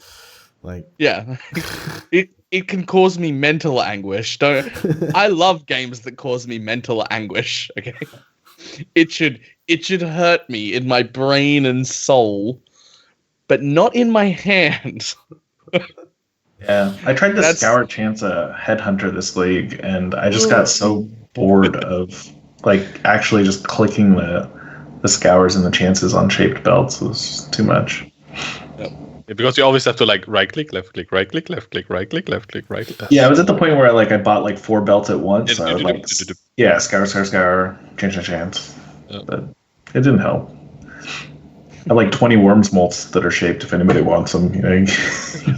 I think there are a lot of those on the market whenever there's a Nemesis mod. For some weird reason, they are also sometimes on the market when you don't have Zana Nemesis, which is what really is like worrisome. I think Octavian likes to bring that up a lot.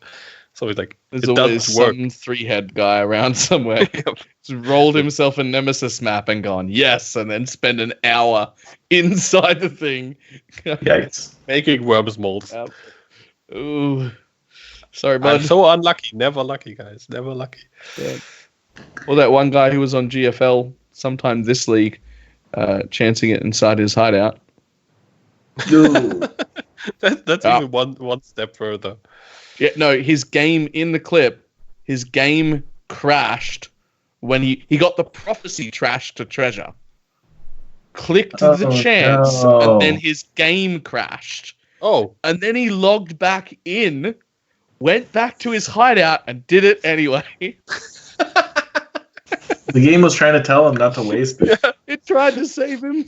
That was Chris Wilson sitting on the red button, was like, no, I won't let him do this. And then Chris Wilson's divine intervention. Yeah, it didn't help. It did not help. Brutal. Poor guy. My chat would kill me if I tried to do that.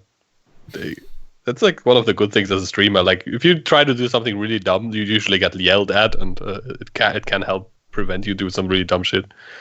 Pretty sure my chat will collectively sit there quietly watching me, knowing I'm doing a dumb thing, and wait until after to make fun of me. Then he doesn't know. 1,200 fusings. I spent 1,200 fusings on a 0 quality lore weave because like. The item was already 6-socketed, right? And I was like, oh, it had to be 20 quality for me to 6-socket it. Like, that's just what happens in my mind. And then, like, my chat's like, hey, it might help if you put an armor scrap on it. And I was like, oh my god, why? I just wasted so many fusings. So that's really good. I once hosted a guy who was, like, also... like trying to make a Shaper Scepter, and he bought like the perfect base for it and multi-modded it, and then he didn't know which mods to put, and so his chat debated him, and I was torn because I didn't want him to waste currency, but I also didn't want to ruin like the chat trolling the streamer kind of thing, because I was an outsider. I was not a regular in the chat, so I didn't know like what the streamer chat relationship is, so I didn't want to ruin the joke for chat. But in the end, he ended up crafting the wrong mod and had to take off the multi-mod and recraft it.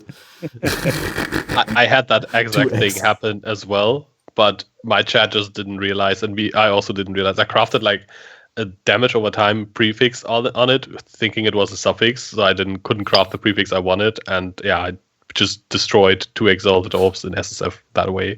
So I have a story about that from last league. I was playing like Stormbrand or something like that, and you want the Ellie gained as Chaos mod, and then you just multi-mod everything around that. I looked online to POE trade to see if somebody made it first, just so it saved me time. And there was a wrong crafted one on there for 1 exalt, and like multi-mod is obviously 2 exalts. So it's like this guy messed up. He doesn't care. He just wants to get rid of the old item. So I bought that for cheap because I was like, whatever, the added flat lightning damage isn't that big of a deal. I'll just keep it. And the I had people in my chat that were copying my build, saw that I was using that, and then crafted also the wrong mod on their website. It was so bad. They're like, hey, I don't think this works. And I was like, no, holy shit. so bad. That's so bad. I had a similar thing where I accidentally debated viewers as well. I made a video about like a Whispering Ice cast for channeling build that I had. And I had a 6-link Whispering Ice in that video, but I only needed a 5-link, but it's 6-link. That's just like, I don't need this. I needed a 5-link for the Casper channeling setup. And people were like, whoa, I don't want a 6-link Whispering Ice. The whole point of it is that you can do like 5 sockets and that's it. And I was like, guys, I said in the video multiple times, you don't need the 6-link. And it's like all the comments I got were like, oh, 6-link Whispering Ice. I don't want to do this. And some people actually 6-link their Whispering Eyes just so I could make the build, but the last support gem didn't even support both. That just didn't work. There's actually from chat there that's a thing that really happened as well. Some more than one occasion, somebody's tried to follow one of Thi3n's guides and has gone and bought an axe or weapon with the name of the rare item that he had. Yikes. Not the mods. Not the mods. Okay. So the name matched for the rare item.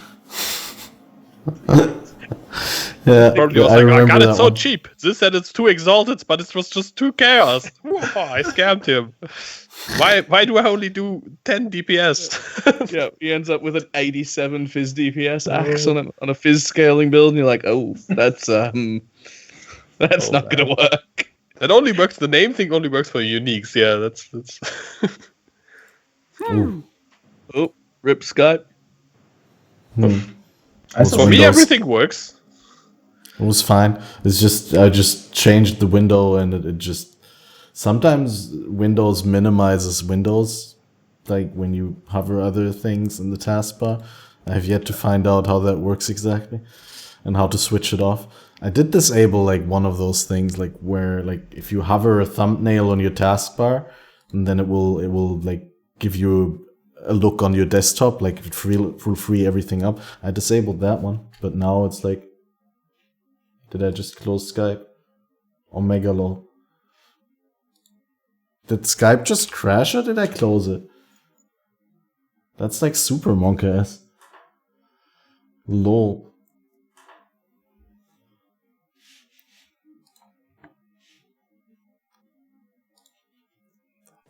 That's like super low. He's back. He's back. Oh, the layout he didn't even break fully. No, you guys are all in only the same CATMASTER spot. broke. Yeah, I broke. I have to He's like readjust tiny my things cam. floating around. Looks hilarious. Ah, he's back. Woo. And we're in speaker view again. No. Wait, what? Okay. No. Yeah. For anyone who showed up late or didn't catch the beginning, Discord shat the bed, and we all quickly installed or opened for the first time in years Skype and are using it, and it's a little scuffed. It's not that great. Yeah, not the best for what we're doing. But Discord didn't come back online for like 45 minutes, so we're on Skype. I was gonna say it has its strong aspects, but it has its moments, but It has weird focus mode. That's like the only upside I can think of. Yeah. The blur background. That's really cool, and I like that. That's it. Huh? That's the end of Skype's usefulness. So, I think, I think we covered like all the information. No, we didn't cover all the information about POE 2, but we've said all the things that were interesting to say. What I'd like to do is go over the teasers with you guys. Like, all the stuff that's been shared on the official POE Twitter and the page for the upcoming 3.9 release. And there was some. There was some like a good lot of stuff, such as one that stood out to me is Vaal side areas are now in maps, which really surprised me that after all these years they're doing that, and with them telling us all the time they want to reduce the random clutter stuff happening in maps, they are now adding this. I'm super surprised. I kind of thought, until I saw that, I was of the opinion that they could remove Vaal side areas and I wouldn't fucking care. and then they got added to maps and I'm like, wait, what? People have been asking for this basically since the system was introduced, which is and I always quite thought some they time ago. answered that it was technically impossible for some good reason. They recently said, I think it was on one of the developer interviews, that it was not technically impossible, but it would require quite a bit of work, because apparently the Vaal side areas, and the reason why they changed layout so much is because a lot of them were like handcrafted pieces that kind of like are handcrafted for each story zone in particular. It already took a lot of work to get them to spawn in like all the new act zones, and they kind of wanted to make a system that would allow them to spawn more like randomly. And as you can see in the screenshot, it is like more portal on the ground and not like a wall thingy that perfectly fits into the map as it is in the story acts, where you sometimes have like a specific like weird area that always spawns in the same place and stuff like that. So it's not as specific, and I think that might allow them to put them in maps now. I think that would make sense. And I think that might be something that they're doing to also allow them to put them more freely into the new generation system that they are introducing with PoE 2, where they said they have like a more random area generation system. So I think that might be a byproduct of that we are getting now early. So it does make sense. I just didn't expect it. And then there was also like new fragments here. Yeah, so the new fragments are for the boss fights that aren't there anymore, right? That's a question. Is this the Elder fragment? That's an Eradicator map, 2 Elder fragments, added Chaos Support Plus, or however they rename that particular one, and a headhunter, and a new art for the Dying Sun, or what I'm hoping, a faded version of the Dying Sun, which is not happening, but I'm just going to keep my fingers crossed. It's going to be so rare and expensive next league, you have no idea. Yeah. Do we know what that amulet is? Is that a new amulet? No, brand new amulet. Also, that is the most put together build that I have ever seen GGG give us. It's just cute dog like with it's got. Yeah, exactly. They just loaded up cute dog's build. Like it's got a headhunter. It's got 2 quant pieces. I don't know what the neck is, but the jewelry at least, matches the build. It's got a drill neck on. It's got an actual bow, a legitimate helm that you could use. The right flasks, only 1 health flask. Like, this is the best build I've seen them screenshot for us for anything ever. They even got faster attacks on the blink arrow. Normally, it looks like I could play that build. Normally their screenshots are like, the guy playing it on like a 3-link with like the wrong supports and like 2 mana flasks or something. And then this guy like clearly plays the game. He's got his like portal scrolls in the most efficient corner, and he's like, everything's like put together. Looks good. Yeah, that's definitely. They got some tips from the community for their builds on Exilecon, right? And now they're actually making real proper builds. It's pretty good.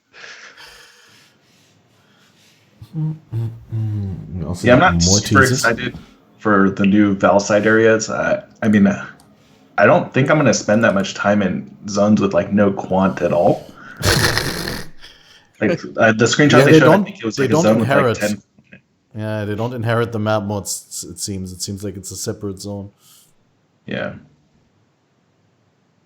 would actually be nice if they inherit the map mods and then add like 1 or 2 mods on top.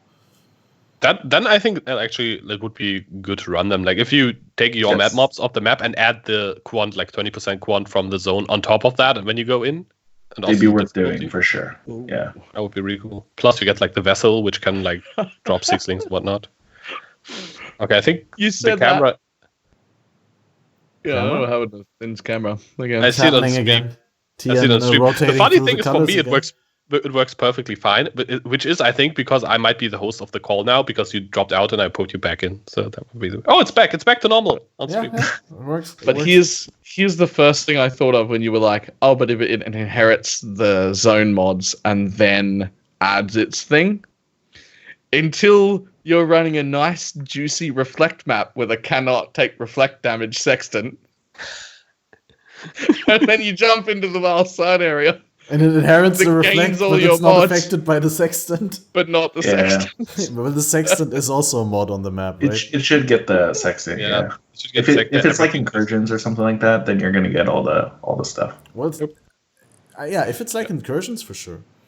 Then it's like the same zone, just like a But I different think corner. they can't just make everything like incursions, I would think, because that probably is like a loading problem.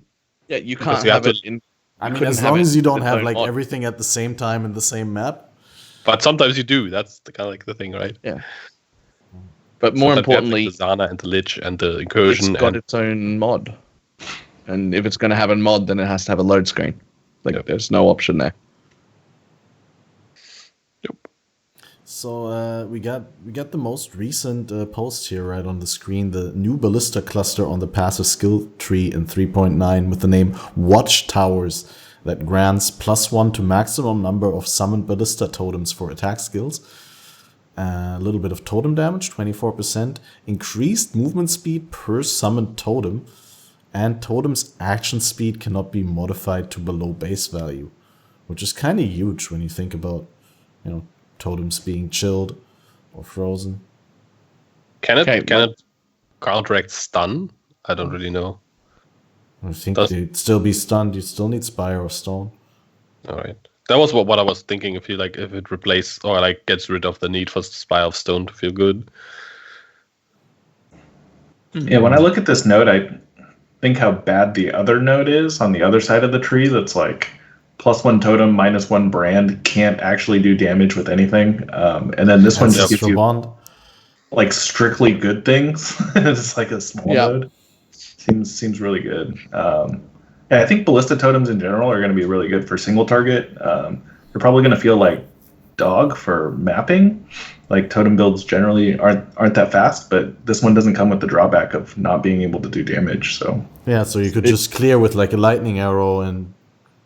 Yeah, it seems good. I mean, its placement speed is also way faster than any regular totem we've got right now. So that will help it feel a lot better to map with. The most upsetting part about that screenshot is that there's just not enough of the skill tree shown for me to have any idea where the fuck it is. Just you not can enough. anoint it, right? There's also no oils. Yeah. I want to know which oils it costs. Yeah, I found it interesting that it doesn't show any oils, but I think that's probably because they haven't set it up yet. Also, what I'm wondering is, can we maybe only anoint old nodes because the combinations are limited, right? So if they keep adding nodes after Blight is already done, at some point we are out of combinations. There's like for 3 oils. to the 15th power combinations. They're going to be fine. It's not that much though, right? Because is the No, it's not. The tree would have to be. The sequence doesn't matter. You can look like blue, Oh, red. You're right. It's the same as red, blue, blue, or blue, red, blue. So there's not that many combinations, and you can just make the sequence matter. Problem solved. Yeah, but they would have to change something if they keep adding nodes, or maybe you can't just anoint old nodes. Get wrecked. You can only anoint old nodes, and that's it. You can't anoint the new OP nodes. If you want to anoint them, you have to take the old shitty ones. You have to travel to the good new ones, and then the old shitty ones you have to anoint. I can anoint beef, but I can't anoint watchtowers. Yes. Why would I anoint something else than beef? There's also swagger, so that's pretty good. Another teaser. This is actually, I didn't even talk about this on stream or with anyone yet, but this is so huge. In Conquerors of the Atlas, you can now add item filters to your account through the Path of Exile website. Why is that good? Somebody tell me. I didn't really understand. I think console. Mostly for console players, but it's also when you're not playing on only one PC, but if you're looking to play on your mobile phone, when POE Mobile drops, or if you're PoE looking to Mobile. play at your PO, like if you're looking to play on your computer at work and at home, then you can put the item filter on the account rather than on the local PC. So it's always up to date. But there's another thing. And maybe this will happen and maybe it won't. But if there's some sort of way for that to be hooked, if there's any kind of like API involved here, a potential moving from that forward is that we might be able to not have to download or upload or update a filter, and that the filters that we have saved on Filterblade, we might just be able to log into Filterblade, update your filter, hit save, and then just go play the game. And that might also mean... you think Filterblade may be able to integrate with that? Maybe. And that might also mean, if it does, that might also mean that, for instance, if I create loot filters for people, which I do, it may mean that they have to pick my filter once, and then when I do updates like every few days to keep up with the economy, it might just automatically push to them. Just they load the next zone up after I've done it, and because it's saved in the website instead, they just get the new version. That's not what's going to happen right now, but that is where something like that might lead. Yeah, right? That is a very easy path to go down, and it would be incredibly good. Yeah, NeverThink's site, the Filterblade, already has like a auto economy update beta running, and they already have something where you can link your PoE profile to your Filterblade profile thing. So I think this is probably where this is heading. Yep. Like medium to long term, probably before 4.0 term.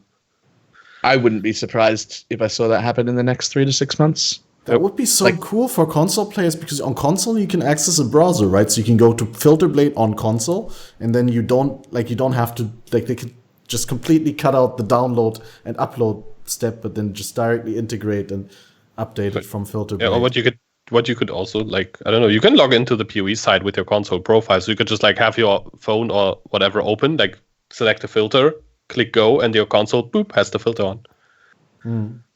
You just don't have to do anything on the console with a weird controller. You just go like click on the phone, and that's it. All 25 people playing a console are going to be super happy about that. Yeah. And I think that's something that might actually be like important for PoE Mobile to be successful in the long term, though. That would make sense. It's very important. Yeah. I think by the time they figure this out and it gets perfect, PoE 2 is going to drop, and the decluttering project is going to drop, and it won't be a problem anymore. Yeah, I mean, currently playing without loot filter is literally impossible and not fun at all. So yeah, maybe the decluttering will do something about that. But we'll still filter out like lots of items. I mean, even if you didn't have to even if they nailed it so much that your average player didn't want to filter out items, you'd still want a filter to highlight certain things, certain colors, certain sounds. 6-link gems, whatever. Yeah. I just can't get over the fact that actually on the website there's like a text editing box to write your filter on there, and I just have to imagine like a console player hacking in his filter with the on-screen keyboard navigating, and just write like a 20,000 line masterpiece. Just write your whole filter on your mobile phone. It's fine. Yeah. It's like I forgot a comma. Damn it.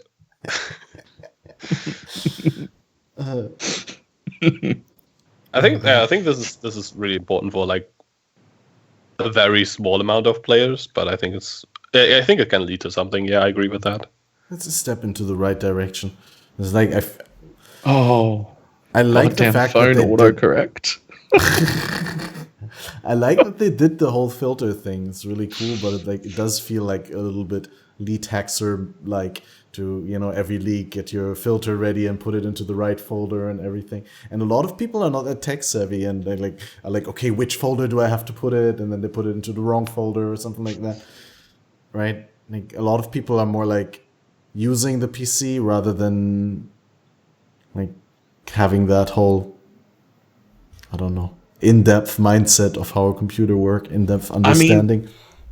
There's a button in game that says open folder.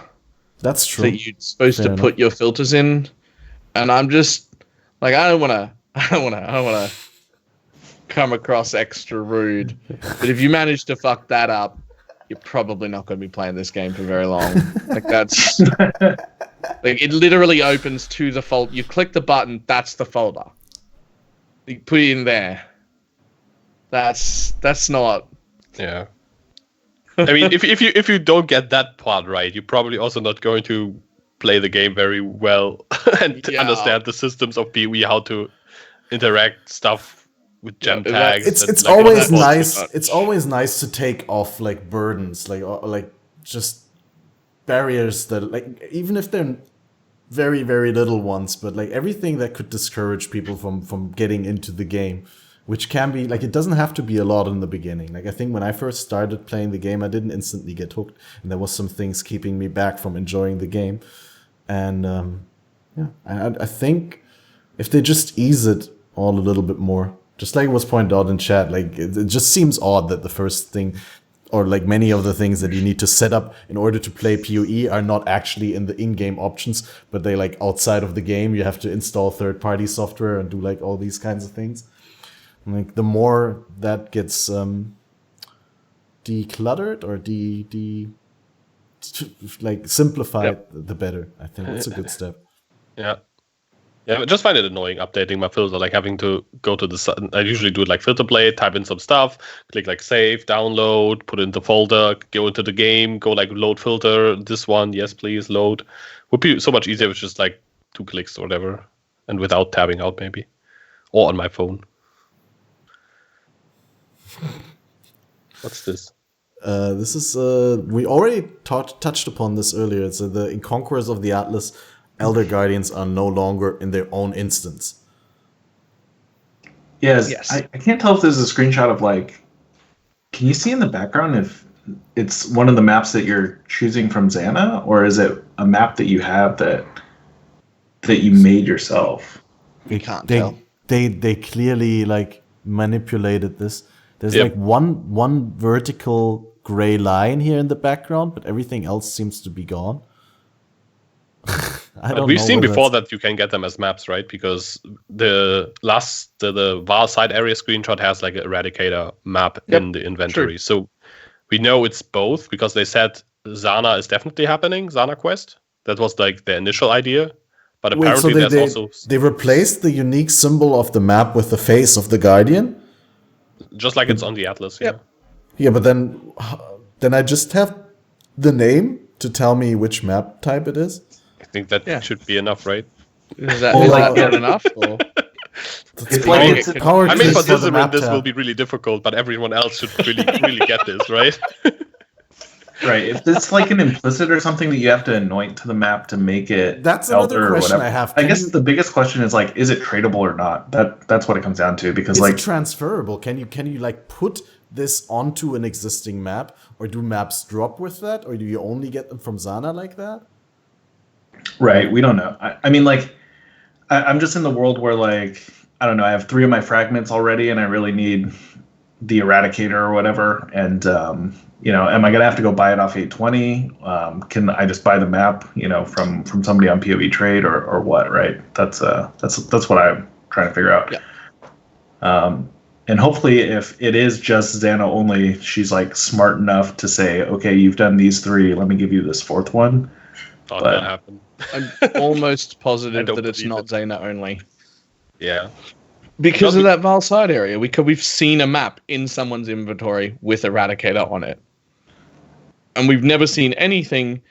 Where was that? Well, it's on the Twitter. We've seen very, very, very few things that are quote-unquote soul-bound in this game. That's not something they lean into. I expect them to be tradable. Only quest items stuff. Yeah, what I could actually imagine also, maybe like a betrayal crafting bench that puts like a random Elder Guardian on a map. When you like put it in, kind of like with the Breachstone upgrade, that would be kind of a cool thing. Yeah, that would be cool. There's like so many options they have with this, and apparently there's a way to do it. And maybe the Elder stuff drops in Vaal side areas. That could be a thing to get people run it, because it's like corrupted and Elder corruption and whatnot. Thematically, maybe. We'll see. But I'm just happy that the content stays in the game. It's like somewhat accessible. And yeah, I'm just worried. somebody... I guess to segue to whatever we have on our Metamorph. What I'm the most worried about is like they've struggled sometimes in the past in terms of gating stuff behind RNG, and like I don't want it to be where I feel like I have to stay on the same character the entire league in order to get whatever this particular thing done. Like I want it to be a little bit more fluid. I want to be able to like target farm the boss that I want, but I don't know if that's going to be the case or not, right? So that's I guess my biggest worry coming into to 3.9. Why is there a 3D hovering body armor on screen? That's just been posted on the Path of Exile Twitter, and that's what we're going to talk about next. This is what you see is a unique Saints Hauberg, how do you pronounce that? Called the Ivory Tower. It grants 41 to intelligence, 30 to max energy shield per 100 reserved life, 92 to max mana. Yo! 2% energy shield per second regen, and chaos damage taken from mana before life. What? Yeah, it's pretty good. That's insane. The most exciting thing about this entire thing for me is that it's got like a rotating art, and that means it's probably got 3D art in game, and that means even if that's garbage, I can skin transfer it. It's mine. I want one. I think the rotating art is just really the 3D art. It's not gonna it's not gonna have a rotating 2D art animation in game. We can imagine the same, yeah. Yeah, but that means it'll look that way, so I can skin transfer it. I want it. It's mine. I want one. It is a beautiful skin transfer. It's like probably a really also combines well with existing MTX. Yeah, it's so like a really in terms cool of build enabling, this is like better than Shavs in some cases, right? Or it's another option to Shavs. You can go like low life and then have your chaos damage go to your mana instead of your life. It's like really especially weird. with enduring mana flask, dude. That's huge. Yeah, it's like really weird for Guardian setups though, because you usually want to reserve as much mana as possible on a Guardian. Yeah. So it's a bit tricky. You have to like have unreserved mana on a low life build, but then you get a payoff for reserving life. So only for chaos hits. Most chaos damage is not hits. You could get by with an enduring flask. It's all damage taken. On a Guardian that stacks mana, you usually end up with 200 or 300 mana left over that you can't get rid of. Very few percent unreserved is still there. Yeah, it's like under 1%, but it ends up being a few hundred. But because your mana is so high, your mana regen is disgusting. So it would work against poisons and against so all the damage over time's fine. You just have to worry about the projectile. Exactly. Oh, damn it. Almost viable. Yeah, so you would have to have like a somewhat sizable unreserved amount. But then you can scale life for ES. One would have to like see how useful that is, but you definitely get a payoff for having life. I think you guys are just thinking like too much Guardian. Like just have a lot of energy shield and a lot of mana, right? Like there's a lot of nodes that already give you ES based on mana, and you're just it's like a hybrid build, but it just uses ES and mana, right? Yep. And you reserve your life instead of your mana. But you still need you're not really hybrid because you still need like the full ES pool for all non-chaos damage. You still need enough ES to you get full 30 ES per 100 reserved life. Imagine you reserve like 5,000 life. That's like 1,500 ES. I think that's the reason why the chest only has 73 instead of a few hundred. But Yeah, but still 1,500 for 5k life reserve. But then you have as much life as a normal life build. What? Oh you would never have. If you have that much life, you don't have that much ES on your gear. Yeah, you'd have half that, like 15 to 17. Okay, let's say you have 3k life, right? Then that's still 900 ES. Yeah, that's a really good chess piece. I think it's just a skin transfer. It's definitely going to be a skin transfer that I will be using if it's not 15 bazillion exalts, because someone will find out maybe something crazy with this. I think this is definitely unique that you need to think more about to like figure out and min-max if you want to use it. They're also stepping up their game again with the flavor texts. The mind is a filter through which anarchy becomes order. Pog. Ooh, so deep. Sorry, I was interrupting you, Yoji. You were meant to say something. I think it's unique that you have to like do some spreadsheets with to like really find out how to min-max your like life versus ES if you want to use it. Probably. Kind of like how much life do you want to get on gear and how much ES do you want to get on gear, and then kind of like min-max around that. I think it's really cool though. It's definitely very unique, and very like could be potentially build enabling. And it's an alternative to Shavs. I really hated that whenever you're low life, you're basically using the same chess piece. So still not sold for using it on low, like really low life builds. But you get ES per reserved life. Of course, I will want to go reserve as much life as possible, right? I'm not sold on it at all. I think it's just a really cool skin transfer. I'm calling it as a 2C item. If you find that, in Trade League, but in SSF, dude, it's definitely very useful. There's some kind of timeless jewel that I think also works with this. It's the one that chaos damage doesn't bypass your life anymore. Bypass your energy shield, you mean? Yeah. Like 50% of your chaos damage doesn't bypass your ES. You mean the Glorious Vanity, Doriani? That 50% of non-chaos damage also bypasses ES. That's kind of like kills low life builds. Yeah. Right, but then, I don't know. There might be I thought it was the other way around. Okay, sorry. Yeah, I used it actually this league on my hybrid character, so pretty confident that's how it works. But yeah, it's a really good one. It's kind of like makes you your hybrid, actually hybrid, as in you take half damage to both ES and life at the same time. Okay, for some reason, I can't minimize the maximized chess piece. Hit escape. I'm scared to break everything. Oh, it worked. That's good. With Skype, you never know. Yeah, that's true. Oh, Eldritch Battery. Better be safe than sorry. Eldritch Battery, someone mentioned. What do you do with this? Does that do anything? Yeah, of course, Eldritch Battery, dude. So then you have ES on your mana, so all your chaos damage...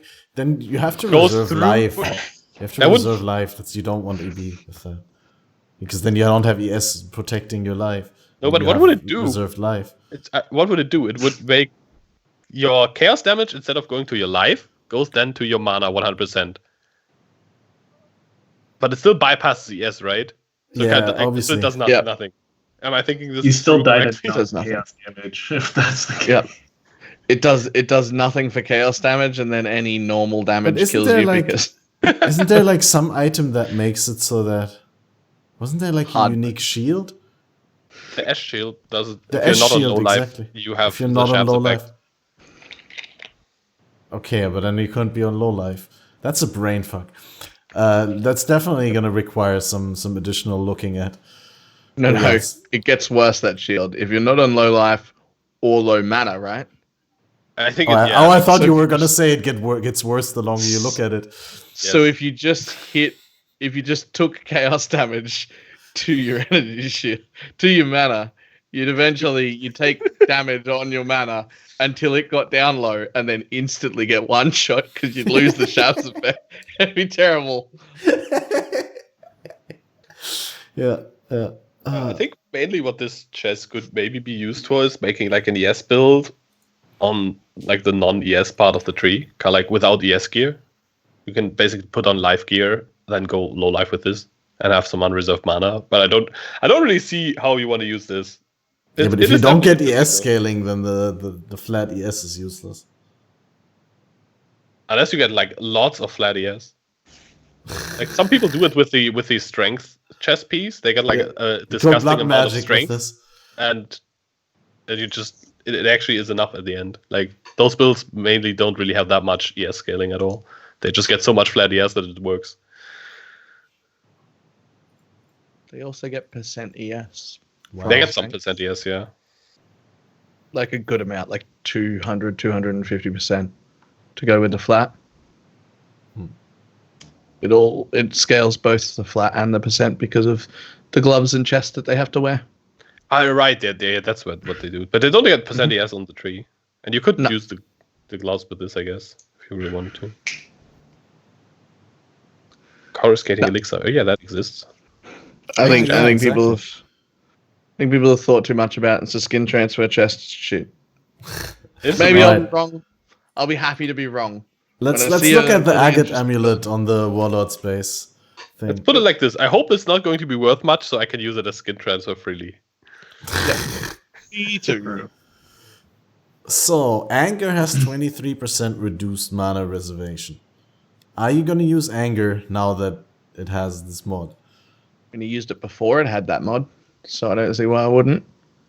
It's more like if you're using Anger, you might as well have this mod and put in another aura. Yeah. I'm going to assume that rolls up to 25, and I'm going to assume that it exists for, at the bare minimum, Hatred, Anger, and Wrath.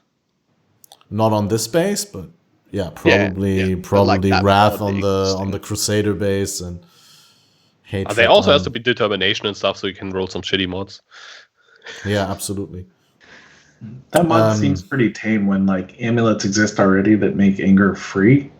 Yeah. So I'm not super excited about. Well, but that's a unique amulet that makes Anger free.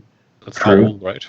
Like you can make this kind of base, right? This is the Warlord's base. You could hybridize that with a Shaper base and then get percentage fizzes extra lightning on top of the Anger. I don't know why you would want that, but I think you meant quantity. Yeah, absolutely. You can get like Quant, and you can make this into a Quant talisman with a Betrayal bench after it is like perfectly rolled, of course. You can't. Yeah, I mean, this is like you can't. Items. Yeah, the question is, can you talisman the new influenced items? Assume no. Yeah, I also don't think so. What? Why don't you think so? Because you can't do Shaper an item. Items? Nope. No. Otherwise, there'd be 20% quant amulets running around everywhere that aren't that one cool. Unique. Balor destroying dreams. I just want to remove quant from the game entirely, but that's just me. That's a fair point of view. But it's a different story for a different time. Yep. Actually, if they do the decluttering, they're touching all the quant and rarity anyway. So if they're ever going to remove Magic Find, that might be the point to do it. Something I thought about the other day. Or like just with 4.0. Like so many things are going to be like a soft reset with 4.0. Like so, because the game is going to come with so many changes with a new campaign and new base items. Also. Yeah, exactly. That you're going to do the new base items. How does that? I still didn't understand completely how that works. Do the new bases replace the old bases, and my old bases are going to become new bases that I have in my stash? Like my old Vaal Regalia is going to become like a new base? I just know that you're going to stay a Vaal Regalia and you're never going to be able to get those again, and they're going to be insane. I just know that they look a lot more cool on the art. That's everything I know about those bases. They look insane. And that they're new. New stuff looks amazing. So detailed. Have you seen this Mist Wall shield that's been posted a couple days ago? That thing's broken. It's so good. Mm-hmm. You're at maximum chance to block attack damage if you have not blocked recently, is I think the core line here. And you got phasing if you blocked recently. There's any dodge build can use this and have max block. It's pretty intense. Because you have dodge and evasion was rolled first and then block. Yep. So you basically have like a 75% block after your normal evasion stuff happening. Yeah, and then you'll instantly lose the block chance for the recently period, but you should dodge and evade most of the time. Yep. It's just blocking. It's taking away 75% of the fail states of your dodge build. That's pretty huge. Yep. It's like only like quadruple once every effective 4 It's gonna seconds. also be insanely good in like boss fights where you don't get hit all that often, or where you like, yeah, there's not that it's many also points in time where you could get hit. it's also got 16% move speed. So Because why not? yeah, It doesn't have life though. yeah, but You can't don't have need life. everything. You don't need life when you don't get hit. Yeah, it has don't get hit lol. It's the don't get hit lol meme unique thing. It's a delving shield. It's a Raider Wonder, is what it is. Yeah. It's I'm gonna pretty be a insane. Raider Wonder. Also, gladiators, do they get like 75% spell block if they have this active? Or Yes. they should. Right? Yes. I don't And they think can you go really above need it, but you do 75%. get it. Yeah. It's really good. I assume it's just going to be really rare. That's all. It's probably going to be like a Yoke of Suffering type drop from one of the new Guardians or whatever. Like one of the new bosses. I would guess it's extremely rare. It'll be a chase item for this league for sure. Oh, In before it's like a D tier drop rate, like it just is everywhere. what does the Everybody's required using level it. on it say? Yeah. Can't read it. CATMASTER has to read it. What do I have to read? What is the required level to equip this? Level 60. 60. 6. Yeah, that's not that high. It could be a chase 159 item, dicks though. though. So But I would think it's going to be like an endgame unique, not something that just like drops like candy. I mean, I hope. Maybe everyone will be running around with these. Could also be. I don't think so. I mean, think you this is can't like wear a shield with a bow, so Yeah. So 50% of players are already out. Yeah. Okay. Right. I think it must like I don't. Necromantic Aegis, by the way. It doesn't say whether it's like. I mean, it says from our upcoming Conquerors of the Atlas expansion. So do you doesn't think it's like a Conquerors unique? Because Yeah. it's not on a probably special drops off base. The Awakener. Oh, it's from the Awakener. It's confirmed. That's what I would guess.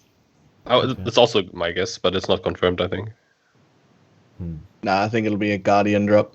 that could Yeah, also I be. would also be would be surprised Like if it's like what? an end boss drop because it's Like Actually, yeah, they probably didn't spoil the whatever the mega chase unique item is. yeah, But this is that'll definitely- come. That's true. It'll be Maybe like it's like an the common drop from the last boss, like the gloves from Shaper. Alright. I remember when they announced Shaper as like there would be no new boss, they spoiled the boots actually, and everyone was like losing their minds because of that's what the first item I think they spoiled was the boots. Everyone's losing their minds because like free Pierce back then was like so crazy. Oh my god! Yeah, that was before there was 2 Pierce on the tree, right? That was like before there was like 2 Pierce on everything. Also, there was before there was 2 Pierce. It was just Pierce. Oh yeah, it was chance You to pierce. always had infinite or no Pierce. 100% chance to pierce. Yeah. Uh, Chance to pierce. What do we have here? A new modifier you can get from a new influence type. Oh yeah, we've all seen that. This is super hype for all the melee strike skills. Namely on the hunter base, the mod with the strike skills target 1 additional nearby enemy. So like a mini ancestral call. Half of it, right? Has anyone done the math? If you get Ancestral Call plus this mod and then Anoint Tribal Fury, how many things do you hit? You get 5 additional dudes doing stuff. Plus Wait, is what? 3, and then this one is 1, and then the Anoint is another one. So you get 5 dudes popping up and punching something in the face. Wait, what? Ancestral So- is 2 additional. Yeah, but we can Ancestral Call Plus has 3 additional. Oh, Ancestral Call Plus has 3 additional, right. Plus Right, an and then you Anointment got plus the this, Anoint so you're plus looking this. at Yeah. And then you So do you're like, looking targets in total. 6 including yourself targets hit at once. and then you do like Wild Strike with like lightning only, and plus chains, and then you hit like once, and the server crashes twice. You log back in and it crashes again. Yep. You log back in I and have you can see it. 186 chains per attack. Let's go. I think the Worm Blaster guy is probably going to use this. Would be my guess. Might be. Like do some kind of Could like also be weave. a Joustus type of thing. Yeah, whatever. Like some kind of melee splash, frost wall, worm flask, mega cleave, additional target thing. I don't know. In Static strike reality, charges. in reality, you're not going to use Ancestral Call Plus and these gloves. These gloves are something that you would use just for the tiny bit of quality life when you don't really need Ancestral Call. Something that works with Melee Splash. Yeah, it's something that you would use in order to replace Ancestral Call, so you actually get rid of the less damage multiplier and you put another more multiplier into your link setup. Yeah, kind of. So you if you get this and the Anoint, you can swap out Ancestral Call for another multiplier, basically. Exactly. Yep. Yeah. I mean, if you... Yeah.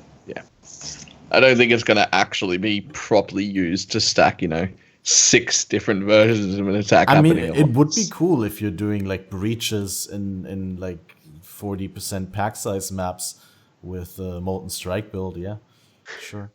But Frostwall shenanigans, something like this. Maybe a Delve build. I don't know. Dude, they took that away from Frostwall. They did? The other day, I logged into my Static Striker, and you cannot get Static Strikes anymore. Oh, damn it. I told you about that mechanic when you were playing Static Strike. I remember that when you were like, I need a tech to recharge my Static Strike, and I told you about Frostball, and you were actually using it for a while. Yeah, well, just to start it up or before you go into the boss room was really nice. And yeah, they took that away. It doesn't work anymore. It was too strong. Frostball nerfed again. It's just too OP of a skill. It just should, and they finally remove it from the game. It's too good. It's like there's an alert that goes off in GGG Office when like someone starts casting Frostwall too often. It's like, wait, someone is using Frostwall. There's something wrong here. We have to nerf it again. There's still someone using it. I feel a disturbance in the meta. Yes. Okay, so this is the reworked Blast Rain with additional projectiles that increase the number of arrows that fall. Wait, is that new? Yes. Yep. Before it was always like 4 additional blobs or whatever. It was additional explosions, but they never counted as projectiles, so you couldn't scale them with projectiles. Now you can. So additional projectiles work towards your, how many arrows it shoots, and previously it doesn't. Because I'm not a big Blast Rain player. I would have assumed that Blast Rain always worked like that, because Rain of Arrows does, right? Yeah, but it didn't, and now it does, which means there's a lot of Ballista Totem MS Paint builds going around with Blast Rain. Blast Rain was always 100% conversion, right? Yeah. Yep. Because on Burning Arrow, they added that. Burning Arrow was previously, I think, 50 or 60, and it's now 100%. I don't know if it always was, but it's for a while. Definitely on live right now. Yeah. I only played Blast Rain once, and this when it was released. Then I never touched it again. It also already had the 25% penetration? Yeah, it already has penetration. And that's why it was always used as a single target before Scourge Arrow. The single target was, when it was released, was one of the better single targets for pose. Then kind of like Tornado Shot, projectile scaling got out of hand. And but Barrage was always Barrage what you wanted was used in the for end. Lightning Arrow, Frostwall. But before you would get additional arrows, you would use Blast Rain, and now it makes complete sense to me. I just never played it in that time, but obviously Blast Rain you would use until you get the additional arrows, which would not benefit your Blast Rain, so at a certain point, just things that would benefit would just outscale it.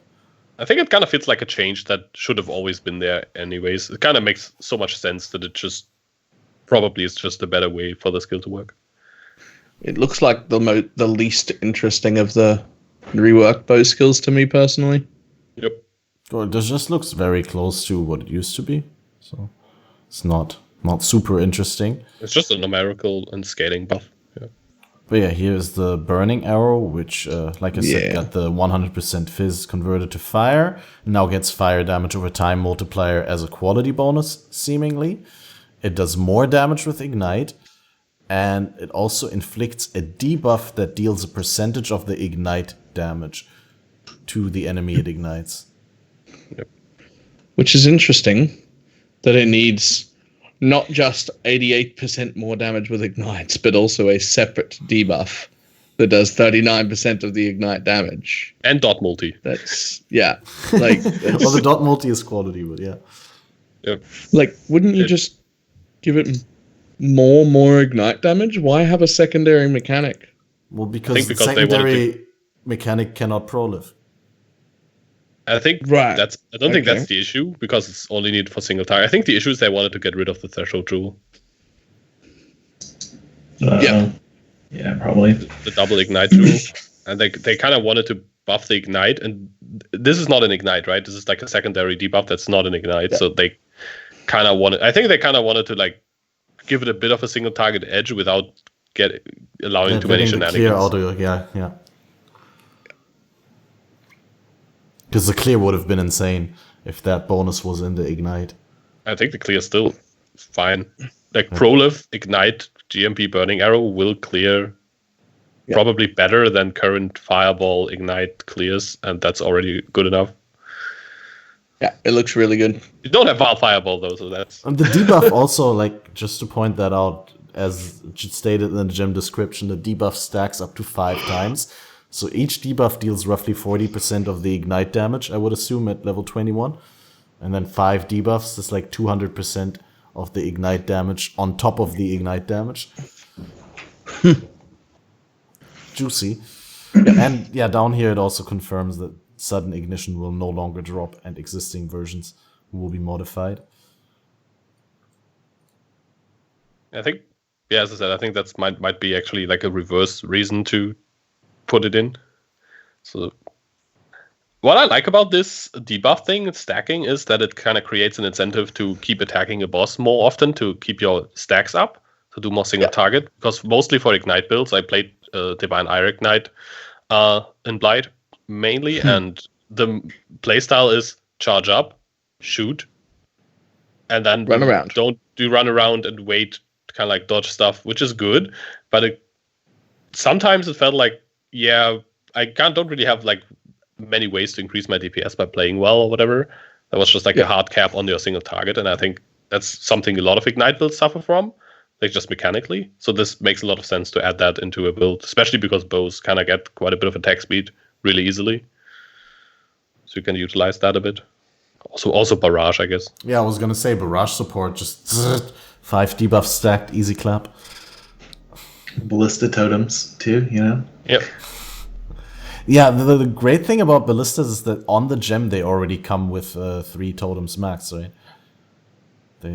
It's gonna be insane. And that together with the new cluster where you get easy +1, which Watchtower seems to be mandatory. I mean, we don't know the position in the tree, but it will probably be very much in reach. Does it? I mean, I don't know. It looks so cookie cutter. It has move speed, but that's. But only per summon totem. Like, how many totems are you gonna summon? I don't know. Certainly not more than 26 or something. Iron Commander beam build with like 26% increased move speed. Wow. Very speed Iron Commander B build. Let's go. Okay, let me place my totems. Pop, pop, pop, pop, pop, pop, pop. Let's go.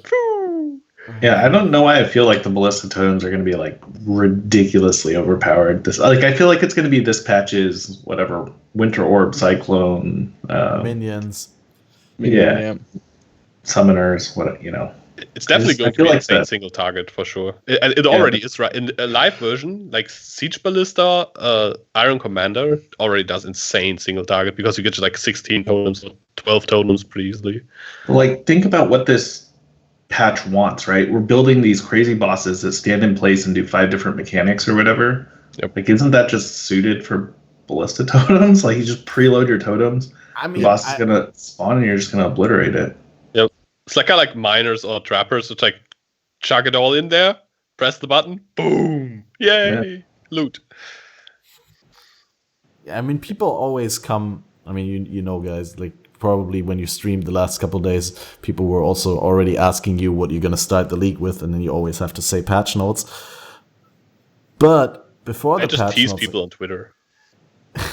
Make weird remarks of what I might be playing. Let them guess. That's a good one. But yeah, like just knowing that it's going to be that boss kill league and it's going to be new bosses that we don't necessarily have any knowledge of the mechanics of, and yeah, I'm just telling people play something that has 2 things at the same time. One thing is you want to be able to deal damage while walking around, so you don't have to actively stand still with your character and attack in order to deal damage. So don't play like something melee, but play a totem build, play a minion build, play a damage over time build, something where you apply the damage once and then you can walk around while the boss is being damaged, and then you can use that time also to familiarize yourself with the animations and like see when you have time to get out and when you have time to get the damage in and stuff. And I think you'll just have a better experience learning the fights than putting yourself on the spot with a melee build or with like even like a barrage bow build where you have to stand still in the corner of the room in order to get a barrage out. I don't know. Or just make a minor and one-shot everything and don't deal with the mechanics. I think that's like I'm afraid the go-to approach for many people. Then again, they said that they want to move away from that design because people don't like it. So maybe they just have an assload of HP. But then how am I going to kill it with my, I don't know, crappy melee build? It's just not going to happen probably, yeah. The thing, that's kind of like the thing I'm wondering about. Like, how do you, like, if you balance it around like mine single target or, I don't know, like one of the crazier single target builds, skeletons, with their like several 10 million DPS. Imagine that it's balanced its life around an 11 zombie and Vaal skeleton build from this league. Or minion be like, instability. lol, there are now 3 builds that can do enough damage. Everyone else has to fight this thing for 27 minutes. Go. It's balanced around that. Like, okay, a skeleton full DPS build should take like roughly 3 to 5 minutes to kill this whelp. Yep. Yeah. Great, I do 1/10 of that. So see you guys in about 45 minutes. That'd be a very long fight. I don't know if I would hate a 40-minute boss fight, but I promise that I would hate the rewards that happen at the end of it. Yep. Like efficiency would not happen in that fight for sure. Yeah, it would have to drop like absurd amounts of stuff.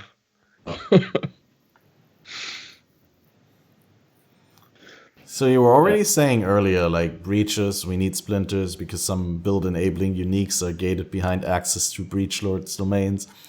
The reworked Zoph's Nurture, looking pretty good, right?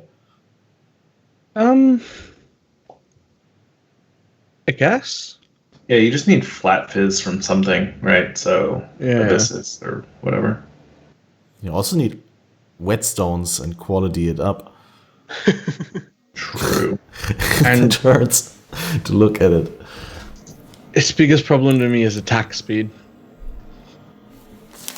But it's ignite. But you could just ballistify.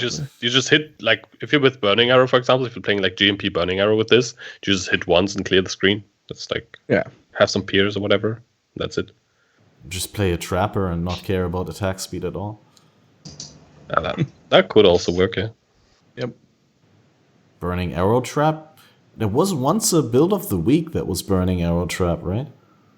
With Tossing Arrow Trap, I remember. I don't remember that one. But like the one that I remember was ages ago. Just use that thing and then fastest attack support. Yeah. Yep. Ultra fast attack support. Yeah, fast whatever Plus plus. Yep. Ancient primal attacks. Ancient primal attacks. Well, let's go. Yeah, so this is not going to be the best bow for an Ignite Burning Arrow build. It's just going to be damn good and hard to beat by a rare, especially early on if you can get your hands on one. It also remains to be seen, like what rare bows can do now with a new touched mods. We don't really know what's on there yet. Yeah, you're right. We don't even know what new mod pools do. Like, maybe you can get Ignite Proliferation as an extra link on bows now, and then there's that. Yeah. Maybe. Also, the 50% physical converted to fire used to be really useful for burning arrow builds because it would really help to convert the last half. You don't need that anymore. What is right? You could just take any pure physical ability, like Tornado Shot or whatever, and then just use Avatar Fire or some other way. Puncture Ignite, let's go. Yeah, the recover life on Ignite, if you're hitting a lot, like Puncture it's Ignite actually sounds good. insane, like life gain on hit. Yeah, that's true. Plus, it is also like what's it called? Recovery on life, life recovery on Ignite, right? It's like pretty insane. Yeah, actually, life recovery is super sick. Yep. Especially when you think of it like as a the prolift cascading through, and when you ignite prolifts, that also counts as you igniting an enemy. I'm pretty sure it doesn't for this. It doesn't for this? Oh. No, I'm pretty sure it doesn't work for this. Shattering of Dreams again. At least it doesn't work with the flask from Katarina. Okay. Wait, that's on kill though. Yeah, Ignite Prolift doesn't. It's not you igniting the enemy; it's the corpse igniting. Spread. Well, it's not you igniting a new enemy, but it doesn't. Oh, it's not like an ignite. Yeah. No, so what happens with Prolif is that the mob that you hit that got ignited will do that ignite damage to mobs around it, but there's no spread from there. Yeah, they don't get their own ignite. They just get a prolift ignite, and if they leave the AoE, then they're unignited again. Yeah. Yep. Interesting. Yeah, there's something that we really haven't talked about at all coming up right now, and that's here. The new catalyst system. So I quickly outline that because I think that's important to talk about. But the new system with the catalysts. The quality for jewelry? Exactly. Will add quality to jewelry, but not like quality on chest pieces or weapons that is one-dimensional, but there's going to be different kinds of quality. So, dude, why can I not find the subpage? Give me a second. So, Blessed Orb's going to be worth something. Because, sure, it's nice to add quality and, get some more life or some more elemental resists or some more whatever it is that's already on your jewelry. But it also makes it more likely to roll said mods. So you'll find yourself doing something like qualitying up elemental and then alt rolling until you hit a thing that you want, whatever it is you're after, elemental and damage. Then tier 1 weapon elemental damage or whatever, and then blessing it to remove the quality, because anytime you use currency on it, you remove the quality. You bless it down to 0, and then put a life one on it all the way up to max, and then try and regal your life roll onto it, and then be like, oh, I want this other thing. So we're going to use a lot of blessed orbs, getting rid of, well, not everyone, but like the like super meta crafter people, going to use a lot of blessed orbs to get rid of quality on jewelry to put a different one on for slamming purposes. That could be. So maybe I could not filter out blessed orbs anymore at some point. Yeah, I might actually not lower them to like the alteration stage. Maybe they'll, Actually, alterations are worth more than blessed. Oh god, quite a bit. Actually, I think I've got them on silver coins. I think I put blessed orbs next to silver coins. Yep. Which, like blessed orbs in general, like weird currency, and a lot of loot filters. They're still like traditionally, I think, just pretty high on the tiering, and they're like worth absolutely nothing. So like for good reason, because you usually use them like once on like maybe like 10 orbs on one gear piece, and then you're done with that gear piece. Yeah. I corrupt a lot of items, so I try and bless them perfect before I. And I also use bless orbs to craft, like I think one of the resistance crafts or something. Yeah, there's some of that. Just a small hint. If when you're corrupting them, you actually hit one, you might be able to stop. Yeah, never lucky. I'm actually excited for those new gloves. Those new Vaal gloves. Yeah, multiple times. Yeah, those are just like a really cool like type Ventus gamble type of item. I think they're really cool. I love those like gambly items. My plan is to get a whole quad tab full of the gloves, and then basically just do like an Iron Man on the gloves, where you just like keep spamming Vaal orbs on all of them until like they're either all rare, like you're gonna have the word rare, like a battle royale, which glove survives. And you just keep going. right? And like whichever one lives is the best club, right? Yeah, that's a pretty cool thing. Yeah, that's a really good idea. That sounds like a money sink. they're definitely all gonna brick, but whatever. Yep. Who cares? Or you get like, even if you get like all the implicits, what's the chance that they're actually like a useful combination of them as well? I mean, there's no bad implicit, right? I guess maybe contradicting curses or something, but that just get higher curse limit. That's right? really, like double curse is actually insane though. If you get multiple, if you get like ally weak and vulnerability or whatever, and you have like a fizz added ass build, that's pretty good. Yeah. Ally weak and temp chains. Let's go. Yeah. I'll take Ally weak, temp chains, a frenzy charge, some crit for my attack or whatever, and then I don't even know what you do after that. But not corrupted again is I think the right call after we get those 4. if you've got those 4, don't corrupt it a 5th time is the right answer. You just go, nope, that's it, keeping that one. You could just lab enchant it at first before you all do all that stuff. Because that's like implicits, right? Not corrupted implicits. You can actually put like 5 glove enchants on there, right? Well, are they not implicits anymore? I don't even know what. I don't think so, yeah. And then it's worth noting that like no double corrupted gloves currently have 2 curses on them. So I don't know if they're exclusive from each other. It's one mod and the curse is actually a variable within the mod. Right. That could be just like you get one random curse, but it's not really like, it's hard to tell how that works because we could never like Vaal an item twice. Maybe it can only not roll like twice with 1 double corrupt, but we would like you can like double corrupt it multiple times, right? So we don't know how that works, but it might block it. Just what happens if you Vaal one 4 times, it succeeds, and then you bring it to the double corruption altar? Do you get a 6? You waste the double corruption altar. I mean, or for do you me, get 4? Do you get 6? Instantly, yeah, but I don't know what it does for other people. What do they say? What's the wording? But yeah. Just says can be corrupted up to 5 times. I'm like, well, what if I can normally only corrupt things once? That does sound like you can corruption altar 5 times on it. Actually, no, you could definitely still use the corruption altar on it. It just says it can only have up to 5 implicits, right? So you could still get white it'll probably sockets. give you 1 implicit if it doesn't poof. Or white sockets or whatever. Yeah. Well, for one, I'm super hyped. Like at face value, the catalysts just look like, oh, it's a nice little mini mechanic where you can put quality onto your jewelry and then facilitate specific mods, like get more caster modifiers on your amulet while crafting. But in combination with all the new endgame crafting that we get with the 4 new base types, the mechanic of fusing the base types and getting the new exalted orbs with the exclusive map pools, my brain is already glowing without me actually trying to actively think about it. Already in the background, the gears are grinding and it's like, oh shit, there's gonna be so many like endgame possibilities.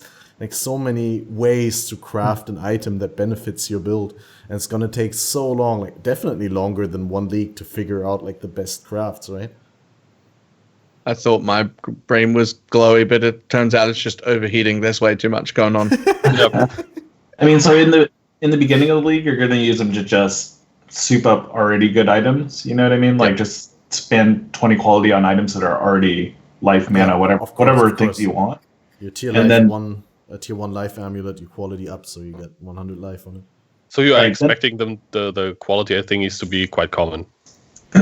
Where it gets interesting, I think, is where you take like basically scoured bases that are, influenced by whichever guy you want, and then, trying to force the right rolls on them. I think Balor mentioned like alt spamming and then regaling.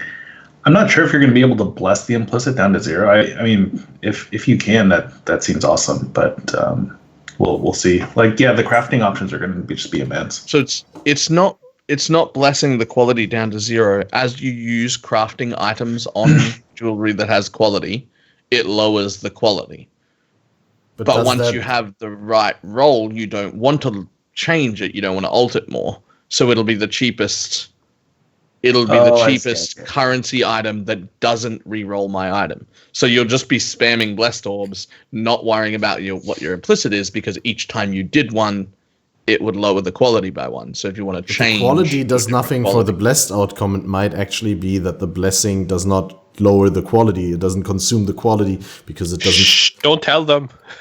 No, like what I'm thinking is like you'll have to use the other quality currency. Instead of the caster quality, you're going to have to put the life quality, and you're going to have to lower it like that. But I don't know. I don't know what happens if you use, It could be just the life quality now. Trying to use a Orb of Alchemy on a transmute or on a magic item, right? It'll just say like can't apply to this item or whatever. Never know.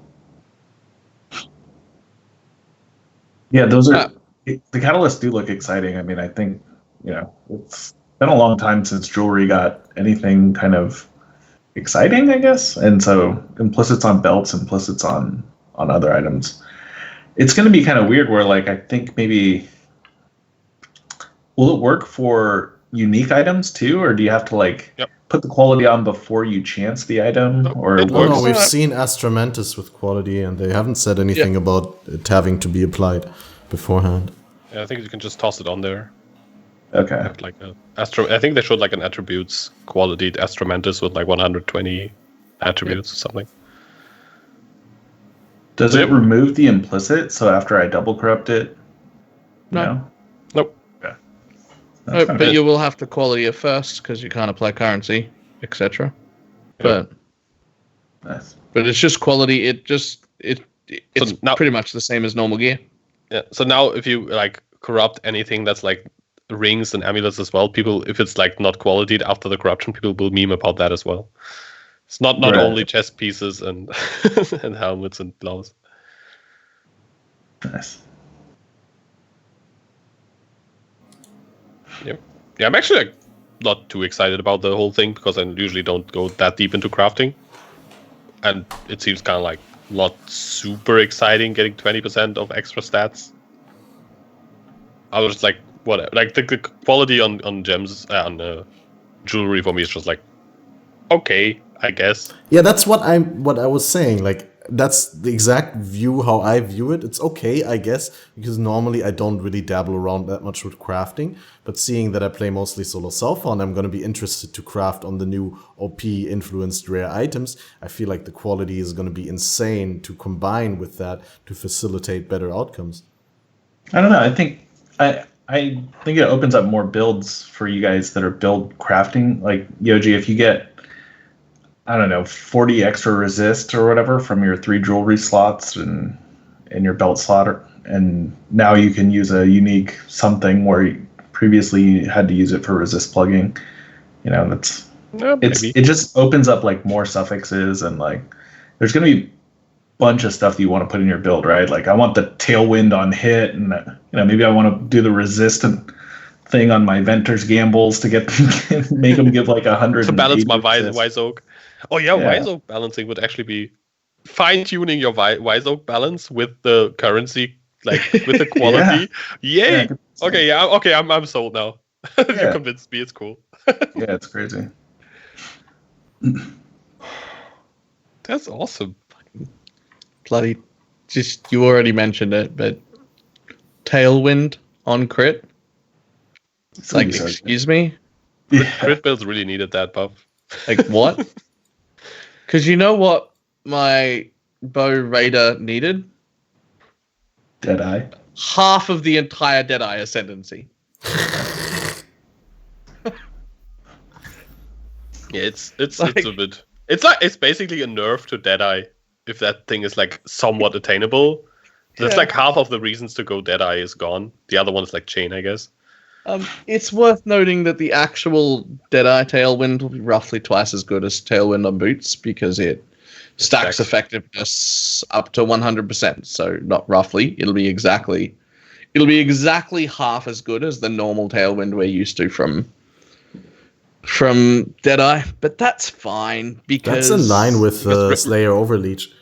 Yeah, Raider gets so much like flat movement speeds and attack speed stats that the 10% is actually like probably about as effective, if not more. Like I think that Deadeye was still technically faster than Raider by a smidgen when you tried hard enough, but that's gone. That's Raider now goes fast. And is immune to elemental ailments and like dodging all the time and free frenzy charge generation and stuff. The but Taki Raider is faster meme is now real. Like it's actually faster. The meme has become reality. Right? Yeah, the Raider is so good. Yep. Yeah, Raider's on I have like a to-do list for next league. I want to play like 3 Ascendancy classes that I've not really played much. So I want to play Chieftain, which I've made 1 ever of. I want to play an Assassin because I didn't play it last league, and I've also made only 1. And I've never played Raider before. And Raider is looking juicier like every time I look at new spoilers. She hasn't got any changes herself, but yeah, they've added a bunch of stuff like just around her. It's just added Deadeye to it. Yep. I mean, Raider did get changed last patch, and I didn't play it last patch. Yeah, like slightly changed, right? Yeah, all the like numerics like a little bit tuned it a little bit up, and like the elemental pen thingy or whatever. Oh. Yeah, Raider actually applies exposure to nearby enemies, which is really good because it's only a weak exposure. It's only like 15% resist reduction, but it's I think the only way in the game with which you can apply triple elemental exposure. So it's really good for like mixed conversion builds or for, you know, a non-threshold jewel wild strike build or something like that. Elemental equilibrium ali hit builds. On That's Raider, actually legit though. That actually works pretty well. EE ali hit. Yeah, absolutely. Yep. It's really good. Especially if you can get 1 threshold jewel that excludes lightning. Why would you want to do that? Well, just fire and cold. Well, but why not lightning? You can't shock stuff. Well, I feel like if I was really going to rule out one, I'd rule out fire. They're gonna buff shocking and chilling on bosses, right? They said that. Yeah, like the Ellie hit skill gem does more. It's a more multiplier for every ailment on them, right? So you want to play all 3. Yep. Okay, I think you want to play 1 or all 3. I think 2 is. I thought 2 was possible. None or both, right? Like you want to either exclude 2 elements, which is you're normally excluding everything except for fire, because then you can get your chill and shock from like skitterbots or something, and then use Avatar Fire and convert. Just get Conflux, easy clap. I like cold. I like cold. It's my favorite. It chatters. That's one. Good one. But you gotta get use what's called Pyre with the fire one and get like the corpse explosion still, like corpse removal. Yeah, it's good. But it doesn't sound like Shatter.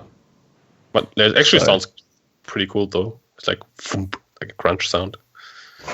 So you guys think there's going to be other like ascendancy perks like Tailwind on the other base types possibly? I mean that's a very speculative question, but surely that can't be the only one. We already have a few, right? I think there's like kind of like a trend where they add some things to items. That we have like the Slayer gloves and the Gladiator gloves. Was it Slayer? What was the Overleech? What did that? Yeah, Overleech was around Synthesis gloves, I think. Yeah. From Cortex. And then we had the Bleed Explosion Hemophilia gloves. True. Now we have Tailwind boots. Maybe we get some other stuffs, possibly. Yeah, Wicked Ward on the tree. that was a bit of a scam, though, for the occultist. Yeah, that was certainly. It was just wrong. That was a legit scam. They didn't just put it on the tree and make it available to everyone. They also took it away. And didn't replace it with anything and nerfed the node in front of it by like 80%. It's just like, nope, not doing that. Yeah, it's pretty sad. Profane Bloom on a Sexton, that's true. I was playing an occultist. It's fine, I guess, but it just feels so gutted because it was so super powerful before. Yeah. I actually love how Elementalist, after like everyone was like, Elementalist is dead now. It's still really strong for like the 15th time or something in the history of Elementalist. People were like, yep, this time they killed it for real. Nope, it's still not dead. The Golem thing is, the Golem stuff is so strong. Yeah, the Golem stuff is indeed pretty sick. It's like I think that's like the history of Elementalist. It's like they kill it, or like they kill it. People think, Elementalist is dead, and it's just always coming back, which is pretty good. Yeah. But Occultist on the other hand. really overreact. They're like, oh, they nerfed Beacon of Ruin. It's impossible, literally unplayable, when like it's still super popular, really good. And they took like the prolif off, right? Yeah. Yeah, which So, is if you're like playing a actual prolif build, garbage. you're using the gem anyways. Yeah. I think the prolif only disappeared because of performance reasons anyway. Yep. Yeah, because it put prolif on a lot of builds that otherwise would never use it, and apparently it was a performance hog. Yep. Feels bad now. Right, so I see you've got up the Crown of the Inward Eye. Yeah, I was just about to replace it with a trailer because I never seem to hit the timing perfectly. And like whenever I put up a new topic or a new object to discuss on stream, then we talk another 5 paragraphs about the previous one. Yeah. And I hate cutting into the discussion because I also love listening to it. I'm always on like both sides, on the listener side and on the podcaster side. But yeah, this Crown of the Inward Eye, what do you think about the triple transfiguration? I have a tiny thing, like a little story. When I first saw the item, I think the art kind of looked like a chess piece. I was looking at it on my phone, so I thought it was a chess piece, and I got really excited for using it with Crown of Eyes. And then I realized it's a helmet, and that killed the item. Just because of the name, or? No, because it's like would be really good with Crown of Eyes, because it would convert the attack damage to like the spell damage to attack damage, and you get like double dip on the whole thing and stuff. But oh right. Doesn't matter. Doesn't work, by the way. Can't wear 2 helmets yet. Yeah. Wait, maybe they're gonna give us a new Legion jewel. One way you not only not the one way you can't wear a helmet, but instead one way you have to wear 2. Just get like the 2-headed giant ascendancy for the Marauder in Path of Exile 2, and then we can use 2 helmets. It'll be you can't wear boots, but you now wear helmets on your shoes. That's fine. That's ridiculous. I've got nothing on this helmet. I don't understand it. Like maybe I would use it on a Mana Guardian until I got a Memory Vault. Oh, because the armor? Yeah, I think anything that stacks excessive amounts of at least 2 out of 3, like at least Mana and ES, or like Mana Guardian, or Mana and Life, or Life and ES, would benefit from it. Yeah. The new armor kind of makes sense, yeah. I think I didn't even think about that. That's pretty good. Because that with the new armor, you want to scale Life, ES, and Mana. Exactly. Right. Yay, we figured it out. You completely threw me off with the initial thought, like where you said that I thought it was a chess piece, because I was just about to point out that you can't wear 2 chess pieces. Yep. Oh yeah, and so this is what we talked about earlier. I think this is what you meant, Thi3n, when you were trying to make it sound more tasty for Yoji with the catalysts, because you can customize your ring. It's like you're already weakness capped, or like you already have your resist goals, then you can just put a fertile catalyst on their life and mana quality onto your ring, get GG life and mana. Or you could, if you need the a little biggest bit more question. resist. Yeah. The biggest question is, does the elemental one apply to elemental conversion stats? Mm-hmm. That's the elemental conversion stats on rings from the essence. Call of the Brotherhood. They have the elemental tag if we're talking. It does say elemental damage though. Also for like fizz added as extra, would that be affected? Would also be interesting. Yeah, that's what I'm saying. Like there's an essence craft where you can get fizz as extra fire on rings, right? Yeah, 10%. And then like of course, if those things all get affected, then these are going to be really interesting. Yeah, the conversion would enable new stuff. Yeah, I think the conversion one wouldn't work, because it literally says elemental damage. It doesn't say elemental mods. It says elemental damage, because otherwise it would also affect the elemental resists. Yeah, the resist one is a separate one. Well, because they said life and mana modifiers, resist modifiers, but for elemental damage, they don't say elemental damage modifiers. They literally say only elemental damage. Yeah. So I don't think it's gonna apply to like Physis Extra or something like that. Or maybe I just want to think that. Guess we'll have to wait and see. Yep. And like Pyre is not that rare, so you just find one, slap some quality on there, see if it works. Yeah. Pretty easy to try out. Why does each one of the rings have a new name though? That's a good question. You would assume it's the same ring, but I guess they copied the ring 3 times and it generated a new ring, and then they used the different catalysts on it instead of like.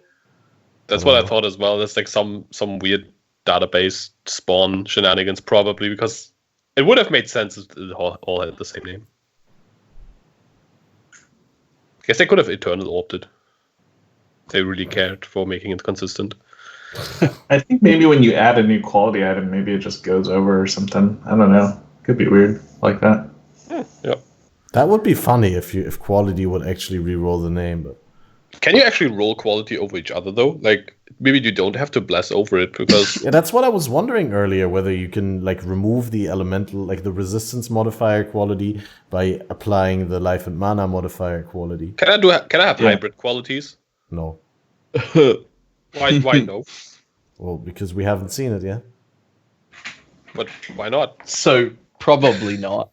But we've never had more than one type of quality quality for any item before. So yeah, it's true. That's true. Yeah, there's no way that we can predict it. It's definitely something I thought about when I saw this. So like, can I have 10% mana and life and 10% resistances? Maybe would that work? Yeah. But it's you not like mentioned. Throw a few percent on your resistances to cap that wise oak, and you're like, well, I only needed 7%. I will take 13% life, please. Yeah, I would take 30% of the useful stuff now. Yeah. I didn't think about Wise Oak. That's actually like you don't have to put it to 20%, but just put it so that it has exactly the resist that you need for Wise Oak. I like that. Yeah. It's kind of, I mean, you can still like currently do that with Divine Orbs, but that's probably a bit more expensive. The problem with the Wise Oak thing is that maybe you can't go back, so replacing items will still be super annoying. We don't really know how removing quality will work. I mean, I won't chaos my ring just to like remove the quality. Maybe you would remove the ring. Yeah, if Blessed Orbs work the way I suspect they will, their price will stay relatively high. This league. That'll be useful. Just scour your ring.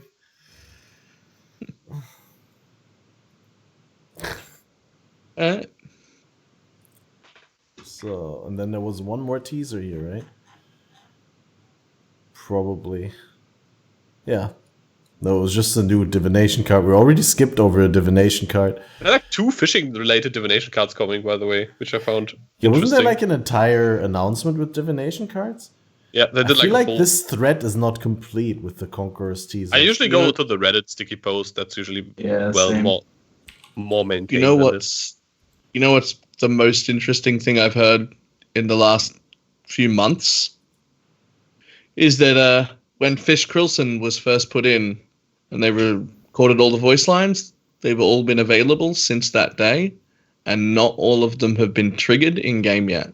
Yeah, I know that. So there are voice lines from Fish Krilson, which is for some reason hard to say, that are available, that can be triggered in game, that have been available for years, that have never been triggered.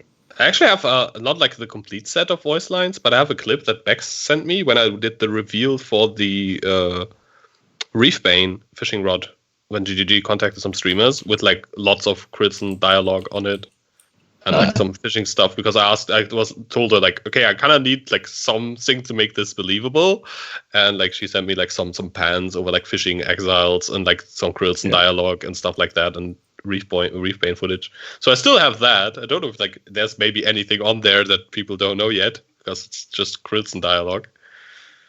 Well, I think all the dialogue has been data mined. That probably could be the case. But it's never been triggered in game, and no one's figured out how to get to the end of the. Yeah, you have to bring him like some items. I think you have to show him Rainbow Strides for like the first dialogue, additional dialogue to trigger, and then like something else.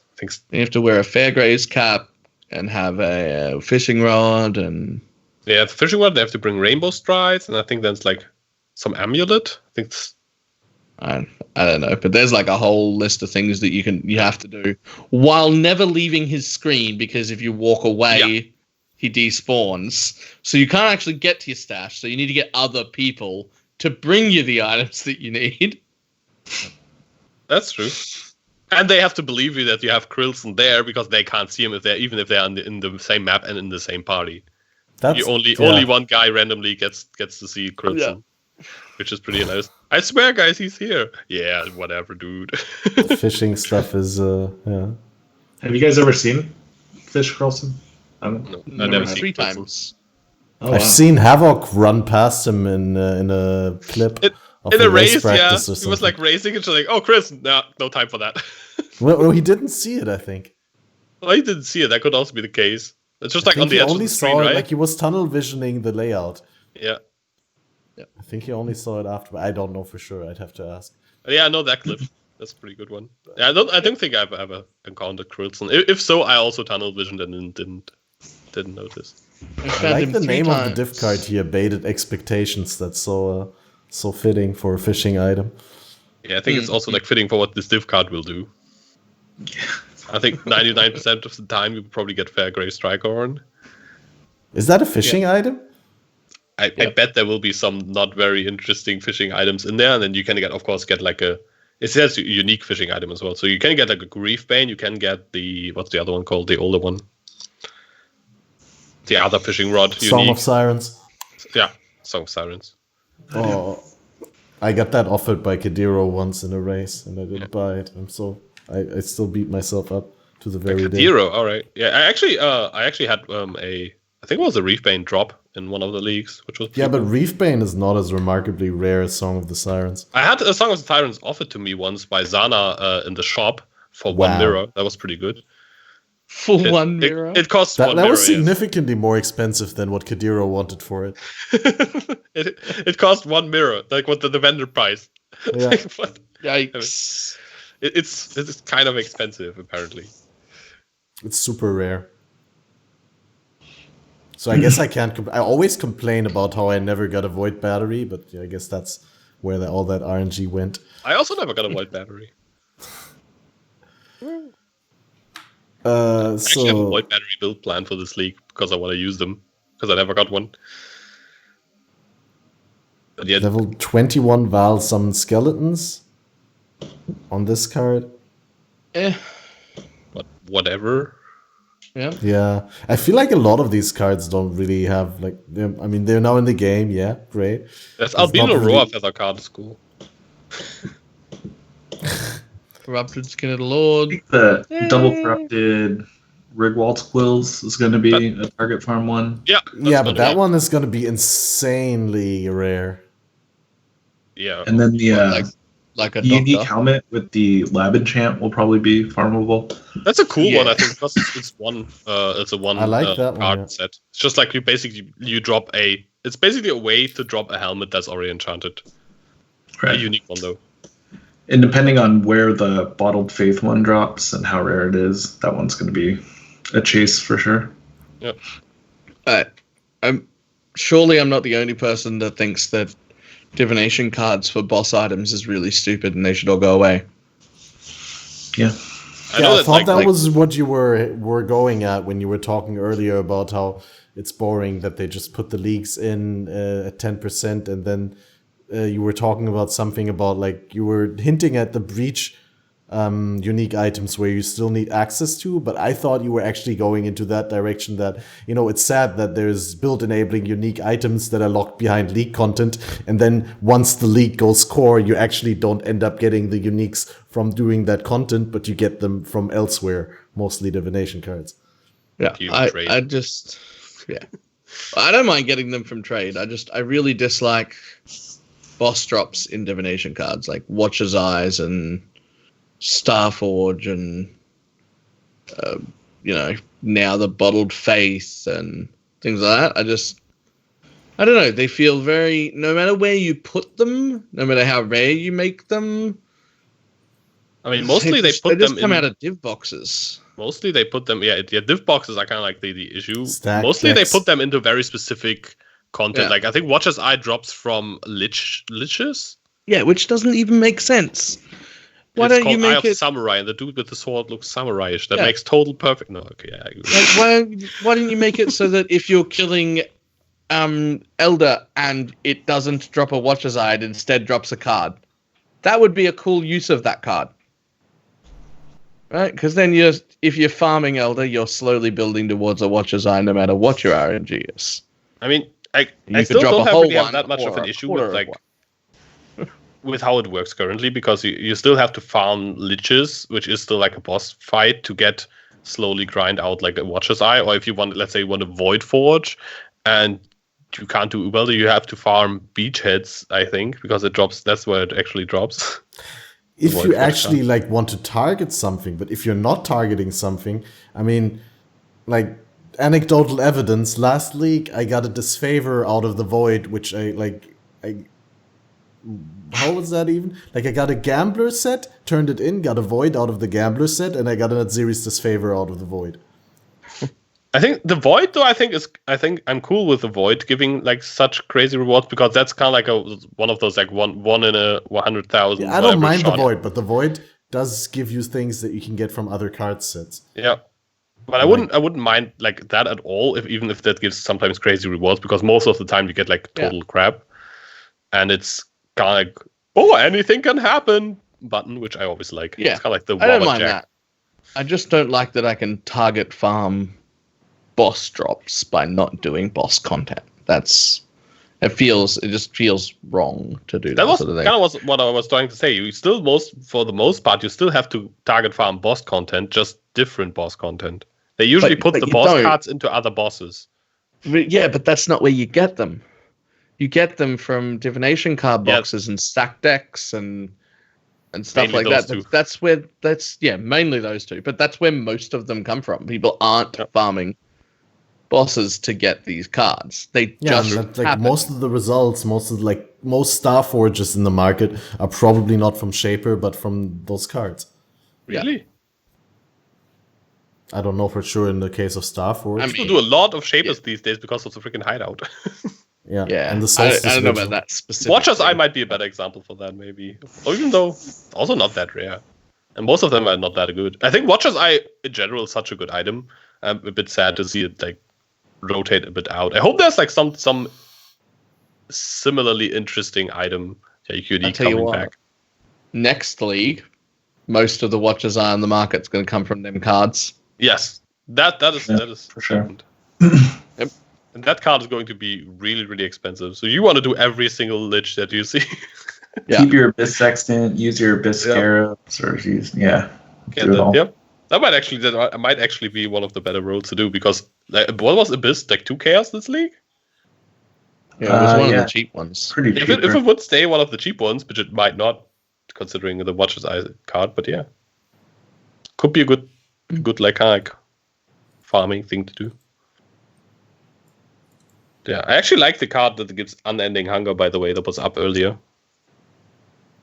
That's like, for SSF, that's actually a really cool card, because Unending Hunger is one of those like jewels that you really want for a Spectre build that just, you can't get target farm, whatever. And after having like, I played one league of like mostly Fireball Ignite, and I did not get a single Rolling Flames jewel drop until level 98. I'm pretty weirded out by the whole drop chance in SSF for like unique jewels, threshold jewels. So yeah, I'm pretty happy that exists. But I wonder how with the new Atlas system, like with the socketable Atlas, to kind of like give a little bit of a segue to the video you just put up and had to put down because I changed back and forth on topics. I wonder if you can still target farm divination cards properly in SSF. So That's like that's the That's $1 million like the big question. Yeah. A lot of people want the Atlas to be a certain way, like in terms of that's the way we've been playing for a really long time, in terms of like manipulating your Atlas to target farm, 1 or 2 maps at the most. And I know for me as a person who cares about currency and like, I don't know, target farming particular maps, I kind of like to just turn my brain off and get into a good layout of a map, and just have all your maps pre-rolled and just jam and kill a bunch of monsters, pick up loot. I think what Neon said, and this is like anecdotal. He didn't say it in like a official interview or anything like that. He just said that it should still be able to farm one map if it's a red tier map, if it's like a T60 map and you have the right combinations of watchstones. He then later contradicted himself and said, oh, that's something that's kind of going away. And this was like in a panel where he was interviewing. It's like that's something that was like lost in the Atlas. So I don't know which one it is. It's the same person. Well, I think you're still gonna be able to save up maps and then run a batch of them, right? You just have one entire tab in your map tab full of a certain type and you run them all. But I don't think you're necessarily going to be able to force the sustain. But I think with Shaper and Elder influence, that mini ping pong game going away, you'll feel less of a need to do other maps in between in order to get that influence back onto your map because it's so juicy. Yeah, but I mean, just even in general, like it is less maintenance for that. You're still going to have like stuff that you do outside of the map in terms of like rolling the map for your build. There's still like what I would call like soft sextant blocking, where you're going to have watchstones with poorly rolled sextants, and then when you go to roll a sextant on your watchstone that you're socketing, you go put it in the region that has 3 bad mods in it, roll it. So that you can't roll the same 3 bad mods again, yeah. So like have like the countries you're not using on the Atlas, they are basically just there to block your watchstones. Exactly, and then you put them back. So there's ways to min-max and get like more efficient. There's still micromanagement that happens before the map, but in terms of like getting the actual map drops for you to like, okay, every map that I'm picking up is guaranteed to be this map. I don't think it's going to be that way, especially for like low tier Alchemgods. There's going to be like 3 tier 3s in your region or something, and your 1 in every 3 drops will be the map that you want if you're lucky. So resustaining maps is probably going to involve selling and buying maps, and you're going to have to like pick a region that has a good group of maps within the same tier. Like, oh, I don't mind farming City Square, Toxic Sewer, and whatever map that's together in this cluster, right, as part of the same tier. But then who knows what's going to happen with the adjacent uncompleted drop rules, how the watchstones are going to reveal or unreveal map, if that's going to affect which maps drop also. So there's a lot to kind of digest, and I can't wait to get into it. It's kind of like my favorite part of the league is like really getting into the Atlas, and like I'm going to be completing my watchstone quest or whatever for all the different regions and fully socketing up my Atlas and stuff. It should be a lot of fun. It's just got a lot of like new stuff to discover, like a new system to unpack and find out how like the nitty gritty works, how to min max it. It's going to be pretty interesting as well. Like I mostly, for the most part, did go for like full completion in the past few leagues always, because I did like some shaped Atlas at one point. I was like, okay, yeah, I never really liked running one map like too often. I also didn't really like, especially SSF, but also like in trade, the cost associated if you want to switch the maps. So like I'm running layer for like, I don't know, like few days now. Like, okay, I kind of get really bored of layer now. I want to switch. So you have to like unshape, undo like all your maps and complete and redo the whole thing. Spend like tons of red sextants and then like just to run a different map efficiently. I never really liked that part of it. But I'm also not someone who I like farming the same map for a while, so I have like batches, but not like forever. Yeah. What I plan on doing with that new Atlas is waiting like 2 or 3 days for Carve to come out with a 1-hour video guide on it. Then I'm going to watch that twice and then see if I can make a 15-minute video that explains it in a way that everyone else can understand. That's my entire plan for the Atlas. Carve will figure it out for me, and then I'll watch it enough that I understand it, and then I'll try and explain it in simple terms. Honestly, I can see the Atlas getting simpler with this, because I think the current Atlas is actually pretty tricky and complicated, especially with like the shaped maps and like blocking certain maps with like Elder Orb or whatever, so it can't drop because it's too high tier and stuff like this.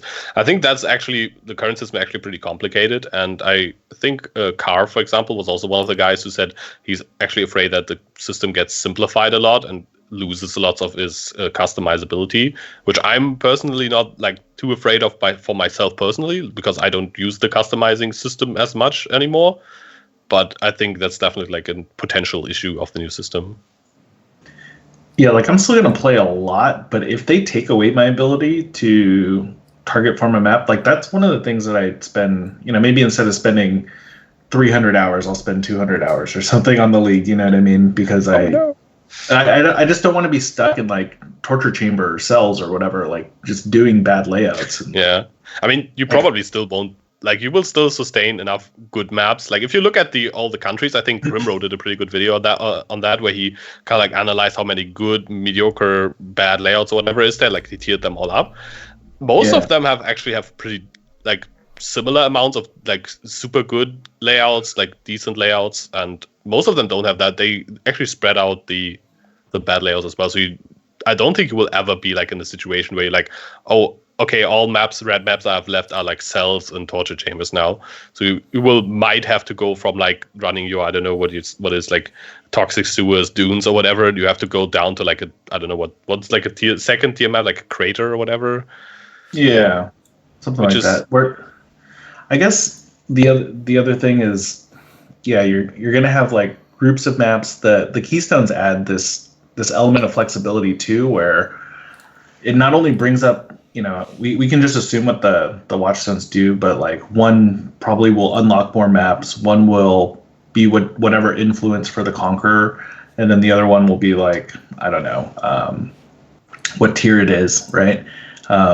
You can do some stuff where I guess you're target farming a particular boss even, but like if you're in that region and like a cathedral spawns on something where, I have to do this for this quest line or to kill this boss for this drop, then you have to just go there and do it, right? And that's what I mean by like being forced to do maps that are like not enjoyable. Like it doesn't take me long to like get into one of those dungeon maps and like brick a flame dash against a wall or something, and I'm just like, I hate being in this map, get me out. And I don't know, I hope I don't have to do too much of that. Like it's like a necessary evil, I get it. Like you had to do that when you spawned Elder, right? You have to go do like whatever his guardians on run him around the Atlas basically. Yeah. It's like just really just like some of their maps are just not fun to play. I don't know. Yeah, that's definitely true. They did improve them a lot. Like they did some, make the shittiest maps less shitty.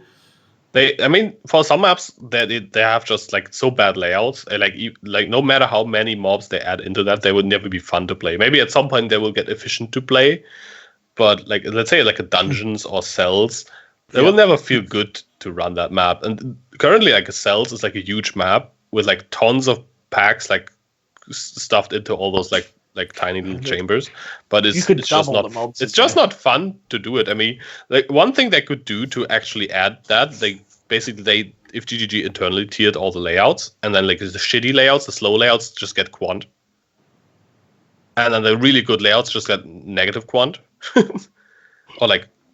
So then that way they could like counterbalance. Then all maps would be equally worth running. Yeah, this is what you're trying to say. I think they got already an internal tier list, and I think the design idea that GGG has is that not maps are equally good running. I mean, that could also be like the other design philosophy that you could have. That automatic opening doors would go a long way. Yeah, automatic doors, please. Give me automatic doors, and those indoor maps suddenly become a lot less shit. I mean, you can like leap slam through them, which is pretty cool. Whatever. Yeah. But it's still finicky to play. It's just like it's just not as easy to run as an open map without doors and without or like a tunnel, like straight tunnel, like toxic sewers or whatever. And like I'm sure I've got a movement skill, but my favorite movement skill is always just running fast. Yeah. Clicking doors. I mean, it's too hard for them to like even it out. They could try, I think players care about not just the layout and how fun it feels, but like the rewards in there, right? Like if there's a specific div card, like what they're comfortable with, how hard it is to like sustain the map, right? People care about that. So it's almost an impossible task for them to like even it out and like how are they going to decide this map gets 16 quant and this one gets 12? It's like it's really really difficult. It's difficult, of course, but they could try that, but I don't think they want to try that, and I don't think it's like really all that great. But I just wanted to say like there is theoretically a way to balance that out if you wanted to. Like, of course, it would take a few iterations to get it right, but they could theoretically do that. But I think the issue is rather than there are just some maps that just like, even if they were more rewarding, I would personally just not run them because I just don't like it. They're just not fun. Right. Like, you're going to have to pay me to go through mineral pools or whatever, like, multiple times. Yeah, right? exactly. It's like, unless they drop, like, literally, like, 15 exalts per map or whatever, I would just not run it. And even then, once I got the exalts, I would not run them anymore. Coral Reef. Coral Reef is actually not, like, as bad. Mineral pools I really hate because it's just, like, such a weird layout as well. So bad. Well, mineral pools you can leap slam or flame dash or blink arrow over the gaps. Coral Reef, there's always these buildings where you can't jump over the walls. Oh yeah, like, that no density. So bad. Yeah, it's actually one of the biggest layouts in the game. But I kind of get why not every layout looks like whatever is like dunes or whatever. They would just feel like too similar. Right. They just have to find a way to make those layouts not feel as bad, such as automatic doors would definitely go a long way. Maybe make them not as like packed with like tiny corners. I mean, if your map is called cells, it makes sense that it's like lots of cells, but it's like gameplay wise just not fun. It's definitely going to be interesting to see whether there's the same degree of, or even more so, of like a sophisticated way to fine tune your Atlas to your own playstyle. But we just don't know enough about the watch zones yet, I think, and about like what non-quest watch zones are available. Right. And yeah, like you guys pointed out, like in what way the maps will be appearing and disappearing with socketing and unsocketing. I'm a bit afraid that they will just all the watch zones will probably be data mined day one, and then stuff will be figured out really quickly. What I'm worried about is the tradable, if there are tradable ones, like them being seeded like timeless jewels, where like the jewel that the watch zone I put in is completely different than the one you put in, and trying to instruct another player to get your Atlas similar or whatever is just not going to happen. Like everything's just going to be super custom. Yeah. I would like it from just using them and versatility of mapping, and like getting a new mapping experience point of view. But for every other reason, I would hate it. Yeah. So yeah. All right. It's I just looked at the clock and it's been a very long podcast already, and I'm having a lot of fun with you guys, but I also don't want to stretch it too hard. But there's one particular thing that I want to talk about still. For 5 hours. Yeah, 5-hour podcast, easy. But like one closing topic. You guys can guess what it is. It has to do with blue hair. The race. Yeah, there's are we going to be playing actual race event. There's a hardcore solo self-found Awakener kill event that is officially funded by Thi3n in cooperation with GGG, and there's going to be insane prices. I don't know exactly what, but like there's a ton of prize money. Like in total, I think First place is 8,000. Yeah, Total of 30,000 cash.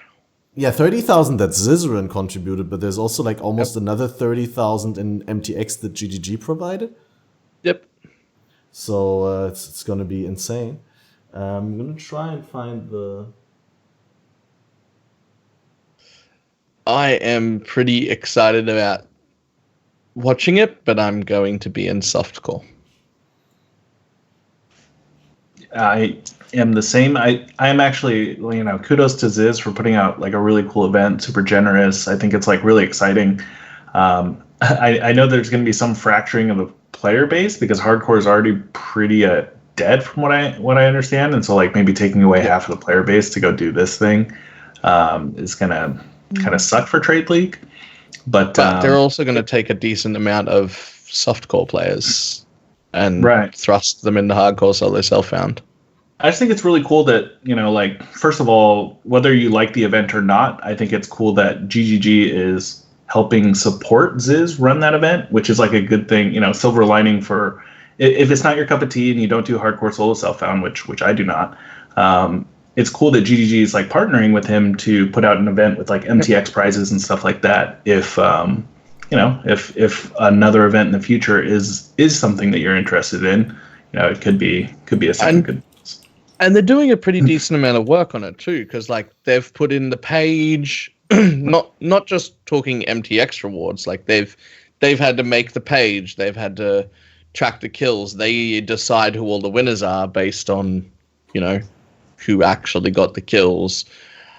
Fingers crossed there's actually going to be like an announcement, like a server-wide announcement when the first one dies and whatever. That would be really good. I kind of... But they had that system in the past. They had that system in the past where you had that. So I would be surprised if there wasn't. But we'll see. If I wasn't streaming, I would be playing the solo self-found hardcore S. I don't think I could win. I think that the MTX prices are like partly random, right? Yeah, but you have to be able to kill it. I don't think I could win, but I do know I can exist in hardcore solo self-found, so... 4th to 15th place, $500. That's doable. Yeah. You can be top 10 first Awakener killers if you really try. Maybe. There will be a lot of people trying with those prizes. A lot more than usual. For sure. Yeah. For sure. So, but that's what's really cool about it. Let's put it like this. If you are like a player who's like experienced, you can definitely do a kill at all and be eligible for like tons of MTX prizes. And that alone is like probably worth it. Also, you could go for one of like the lower tier ones and like try to be like the first one to go like for Elder or whatever. And if you got like randomly lucky and get like some fragments early, you could do it. Elder is not that hard to beat. Yeah. I'm mostly excited about it as a viewer, which is how I've done most of the race season. I really kind of want to try and get into casting, but I've really enjoyed watching the entire race season that has happened. Like, that's been super fun. And I'm really excited to see all of the deaths and all of the strategies that people use, and like it's going to be really, really good to watch. It's just not something I'm super into doing myself. Like, it doesn't... I'm not going to get involved, but I'm super happy that it's happening. Like, it's going to be so much fun. Yeah, it's going to be like, and that's something I wanted to say, like, to the thing earlier. Like, even if this type of event is nothing you like really care about doing yourself, there will be this hilarious rip clips. It's going to be pretty exciting. Yeah, content. Like the last time there was like a really cool hardcore boss kill, like type of community driven event was like Shaper Kill. I think was pretty exciting. Uber Elder was also like kind of an exciting race, but not that crazy. The Malachi Merciless one was the last one that was really cool to watch. Yeah, I felt, and that was also the last one where GG put up prices. I think you could win like an Alienware hardware stuff, kind of like stuff like that, and that already was enough to like make people push for it. I think that was like Hellman entered it first and got like slammed, and then I think Angry Weasel took it home on the next attempt. That was really cool. 60-minute long game of our life. Yeah, that's basically what we're all looking forward to. Just like people ripping to like bosses and stuff on the race. So, Cat, you already play hardcore solo self-found, so I assume you're going to be going for trying to anyway. Yeah, I'm not gonna go for first, but like I'm gonna try and play a strong build. I'm gonna try and not die. I'm gonna try and maintain a top 100, top 50 position. And I'm gonna try and progress through the game and get shit done. And who knows? Maybe I'll actually get something. I don't think I'll get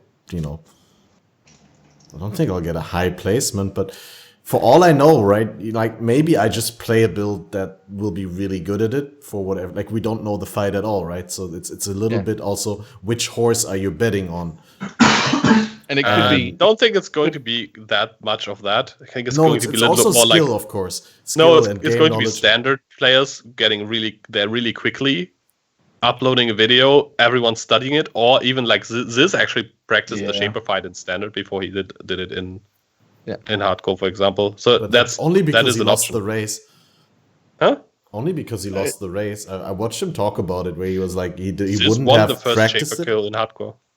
Yeah, if you're doing it for money, you're trying to win, you're going to watch the softcore people who've killed it thousands of times before you have. Like, straight up. Like, somebody's been killing it $12 on the line, you better believe I'm going to go in prepared. Come on, man. With at least one occasion where, like... Oh, people, like, sometimes what people do, I think what you mean is, like, when you, like, die in the fight, you finish it on standard. That's what, like, a lot of people... No, like, I remember that specific topic coming up in a conversation where Thi3n was participating. I don't know whether it was on the Drop Frames podcast or somewhere else, but where Thi3n was specifically saying that he only practiced for the Shaper kill after he lost the race, after someone else got the Shaper kill first. Uberdan, you're talking about Elder, not Shaper. Ziz versus Uberdan for the Uber Elder kill. Yeah, for the first Uber Elder. Ziz died, but then Dan said he watched the softcore video before he went in. Yeah. So, doesn't... Yeah, but on the softcore, on standard, there will be, like, people probably fighting it at least day one. And they're playing to win. With Mirrored Beard, day one. And from those, like, that footage, people who are trying to win, they have to watch that and maybe even put together a character or have someone else buy gear in standard so they can, like, practice it once or twice before they go in or something like this. I think the real part of the race will be everybody getting their watch stones in order to be able to get the Awakener, right? Like, that's the hard part. Playing enough, no lifing hard enough to get a fully socketed Atlas or whatever, that's the hard part. Like, whatever, getting the maps doesn't matter, you know, all the other little kills don't really matter. If you want $8,000, it's going to be just grinding out your Atlas, studying the fight from the people who did on standard, and then killing them with your build. You can make another build to kill it too. Yeah, that's another thing. I think, like, grinding out the maps is kind of like the entry criteria, and then depends on how hard the fight is. I mean, maybe they made it really overtuned, could be the case. Like, for the current power level, I think they will definitely up the difficulty from what Uber Elder is. Yeah, if you guys remember, they've released certain fights before that were, like, really, like, even during Abyss League, there were, like, Soul Eater bats that came out of boxes. There were the Katarina. I remember Tarky making this video for the Katarina fight where they was like, well, we've been in here 8 minutes. We think it's bugged because we have no idea where to walk to or whatever. Mm-hmm. So, like, there's stuff in these fights that I know is going to be like, somebody is going to get one shot from, like, a 10k damage, whatever, like, chaos bullshit. It's gonna be great. Yeah, it's going to be insane. And for those clips, this race alone will be worth watching. Just, like, it's people going in, like, I don't even know what happened, but apparently my super tanky hardcore character just got one shot by I don't even know what. And that's going to be good. One of my favorite clips is from, I think, Noogie, where he's like, gotta build defense, forehead. And he's that's the best one. Yeah, like in Betrayal or something like that. He's got, like, max endurance charges up, like hatred. He has a bunch of rips like that. The best Noogie one is, but I know how to dodge, so I don't die.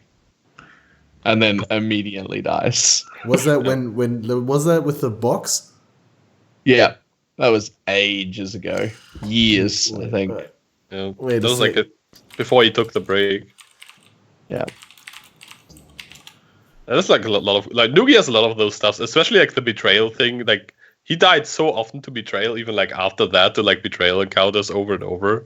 It's like, I mean, it was probably the number one cause of rips during Betrayal League because they were so overtuned or like high spiky damage. It's this one. It's this one. It's not even that though. Like, if you guys remember other leagues, like Legion, the red walls that will one shot you. Oh yeah, this one. Is it this one? Nah, this is a group play, right? Oh yeah, PK or something. But just every league, there's something like that, though. You know. Yeah, I remember when they added like a few new exiles, and one of them was like the kinetic blast one with that also casts like desecrate on you, and the kinetic blast used to like just one shot people from like 3k HP in like merciless like storyline. Just like, oh, the exile, oh, I'm dead. What do you guys quite a few think the winning build will be? Oh, that's the one here. This is winning build. Lines. Whatever Uber Dan makes. Whatever. I mean, Pyroclast mod, like summoners, like what do you guys think is going to take down the whole thing? Normally, I would tell you that there are no patch notes yet, but Yeah, it's if summoners don't get nerfed much, I think they do have a chance because they are like really good for progression and for like doing stuff with no gear. While miners do need a little bit of especially defensive stuff. But yeah, mines and summoners. I think or ballistas maybe. Yeah, I would love to see Definitely somebody do mines. it on like a ballista build. That'd be great. I don't think many people would try ballista simply because it's too new. Honestly, I think like chaos damage over time could be really good, like caustic arrow, toxic rain, something. Toxic rain, yeah. ballista. Let's go. Toxic rain on ballistas is really good because toxic Yeah. rain does overlap with itself infinitely. Yeah. Like both like separate spore pods from the same attack, but also from subsequent attacks and from different ballistas, and you can get a whole lot of damage over time.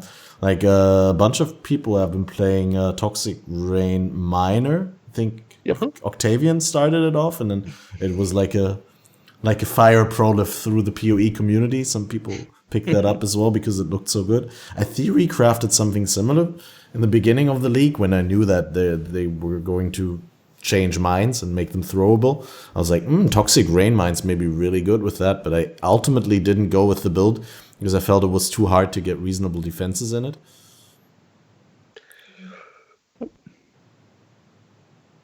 Yep. But yeah, something like that, like damage over time is really, really good. Even like self-cast, self-attack. It's just what I said earlier. When you can deal damage while moving around, while dodging things, then you're on the right side. So that's like either that or minions or totems, something. Stormbrand. Yeah, Stormbrand. I was actually saying that to people as well. Thanks for pointing that out.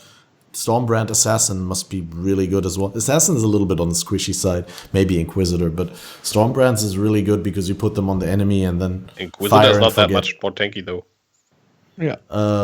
Yeah, you get the consecrated ground thing and the ailment immunity, so you get free flasks and stuff. So could be better, but yeah, you're right. It's not like insanely better. It's just paper versus thick cardboard. I'm tipping mines. I think a mine build's going to kill it first. Yeah, like It's not Pyroclastic. tanky. Yeah. If they're not tanky, they're pretty low on life and defenses in general, but they very, very glass cannon, and the cannon portion of mines is very high. Yep. And it might actually be someone who's like clearing the Atlas with a completely different build and then making a miner for the kill. I can see that happening because I was actually thinking about that, like mapping starting through the like a whole really Atlas- fast mapping build, and then like 100%, just yeah. clearing your Atlas and then just pulling up a boss killer. But Yeah. I don't know. I can't see a 2-day-old build or 1-day-old build being able to kill the newest, hardest boss in the game without like. I mean, if you've already got the gear and you've already got your gem levels, and Yeah, you've that's already got true. an Atlas set up, you can be 92 in a day, and then you're good to go. It's only like the level of the character is easy. you just need the gear and you need to level those gems in off socket. Yeah, like as long as you've got shit ready, that's definitely a strategy you can do. But yeah, it's hard to tell. I was like, You can go Icicle Mine and make minor adjustments. Nice one. Thanks for that, chat. you could do like icicle mines into pyroclasm. Yeah, that would work. Icicle clears fine. Just had to lol about the minor adjustments. But I can definitely see Toxic Rain as well. It's definitely a pretty fast build. Or minions, depending on the minion nerfs that we will see. Minions is like a really good one because it clears decently well and bosses decently well. But maybe they get like completely slam dunked. We don't know yet. True. I feel like just whatever Dan picked was a really good answer. Yeah. Who do you think will win? Uber Dan? Anyone? Any other guesses? I think he is a really safe bet. Well, he plays Trade League normally, so there's that SSF. I'm not saying he can't play SSF or whatever, because he's definitely raced on that before. But I think there was a hardcore solo self-found Shaper race, and I want to say that he finished like maybe third or something to Steel Mage or Ziz, or I don't remember. I think Steel is also like one of the good candidates for sure. Top He's contender, yeah. always does really good on the longer races. Steel actually more so than Uberdan, because Steel is like the SSF expert. But I think it would be really cool Uberdan if is, Liz actually won this race, because he can't get the prizes, so the prize would still be up even if he killed it first, but he would just be like, I killed it first, though. That would be pretty hilarious. You won the prize, but you suck. Yeah. Won the prize, but you will forever have to live with the shame of being second. Yeah. But I still have to Second pay to you Ninja. 8k, so that's cool, right? If Thi3n was racing, I would have said he would win, but he's not. I don't actually know how well he does, and like I know he's like really good at like story racing. I don't know if he's like some endgame racing is like a very different skill from what I've seen. Like mapping racing and level 100 racing are usually different people who win this, like Steel Mage and whatever, than the people who win the like short races. It's not entirely, but it's a different skill for sure. Yeah, to keep up the it's part of focus it, and but- determination over like the course of several days, and really Like no even if you life complete the retired. 10x in like 1 hour faster than the other guys, 1 hour doesn't matter over like 4 days as much as like the consistency and the mapping strategy does. I'm just saying, if he entered, I would bet on him. That's all. Like regardless of all that, I don't know. Just watching him smoke everybody at Exilecon was pretty crazy. That was like really crazy for sure. It was really cool like to like see him race for once, not just like see his name pop up as the winner, but actually see the actual gameplay. It was pretty damn good. I mean, like, there so was... So many cool things, so many little things that he just did really well. Like searching for move speed boots instead of like doing the move speed copy, he just typed NN for runners, which is the mod. Yeah. It's like glowy brain right there. Yeah, super min-maxed. Also, like his explanation when he did the very meme-heavy video, which was still very, very good POE content. You guys should watch that, if you haven't already. It's so good. Like just this approach of being like, hey, I'm not very consistent, so I want to my number one goal is that my average time is better than, or my worst times are better than everyone else's average times. And that mindset was really interesting. Killed monsters. Yeah, watching that video was really cool. He's like talking about the EXP of each mob or whatever, like tier listing each mob for EXP and then like memorizing all the layouts and stuff. It's like, I don't know. You guys on another level for sure.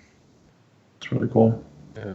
But I also like that you never knew how much of that was serious and how much was memes exactly. It was like always like on the edge of like, okay, I can see him doing that. Okay, that was definitely a meme though. Okay, that makes wait a second. I love that. That's like a really cool approach to explaining a lot of stuff. Did he really eat that much chicken breast?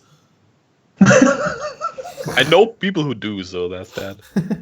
Yeah, but probably in combination with actual workouts instead of like Path of Exile. But I mean, At that point, like eating chicken breast becomes the workout. Tale of Easy Scrubco, man. Yeah.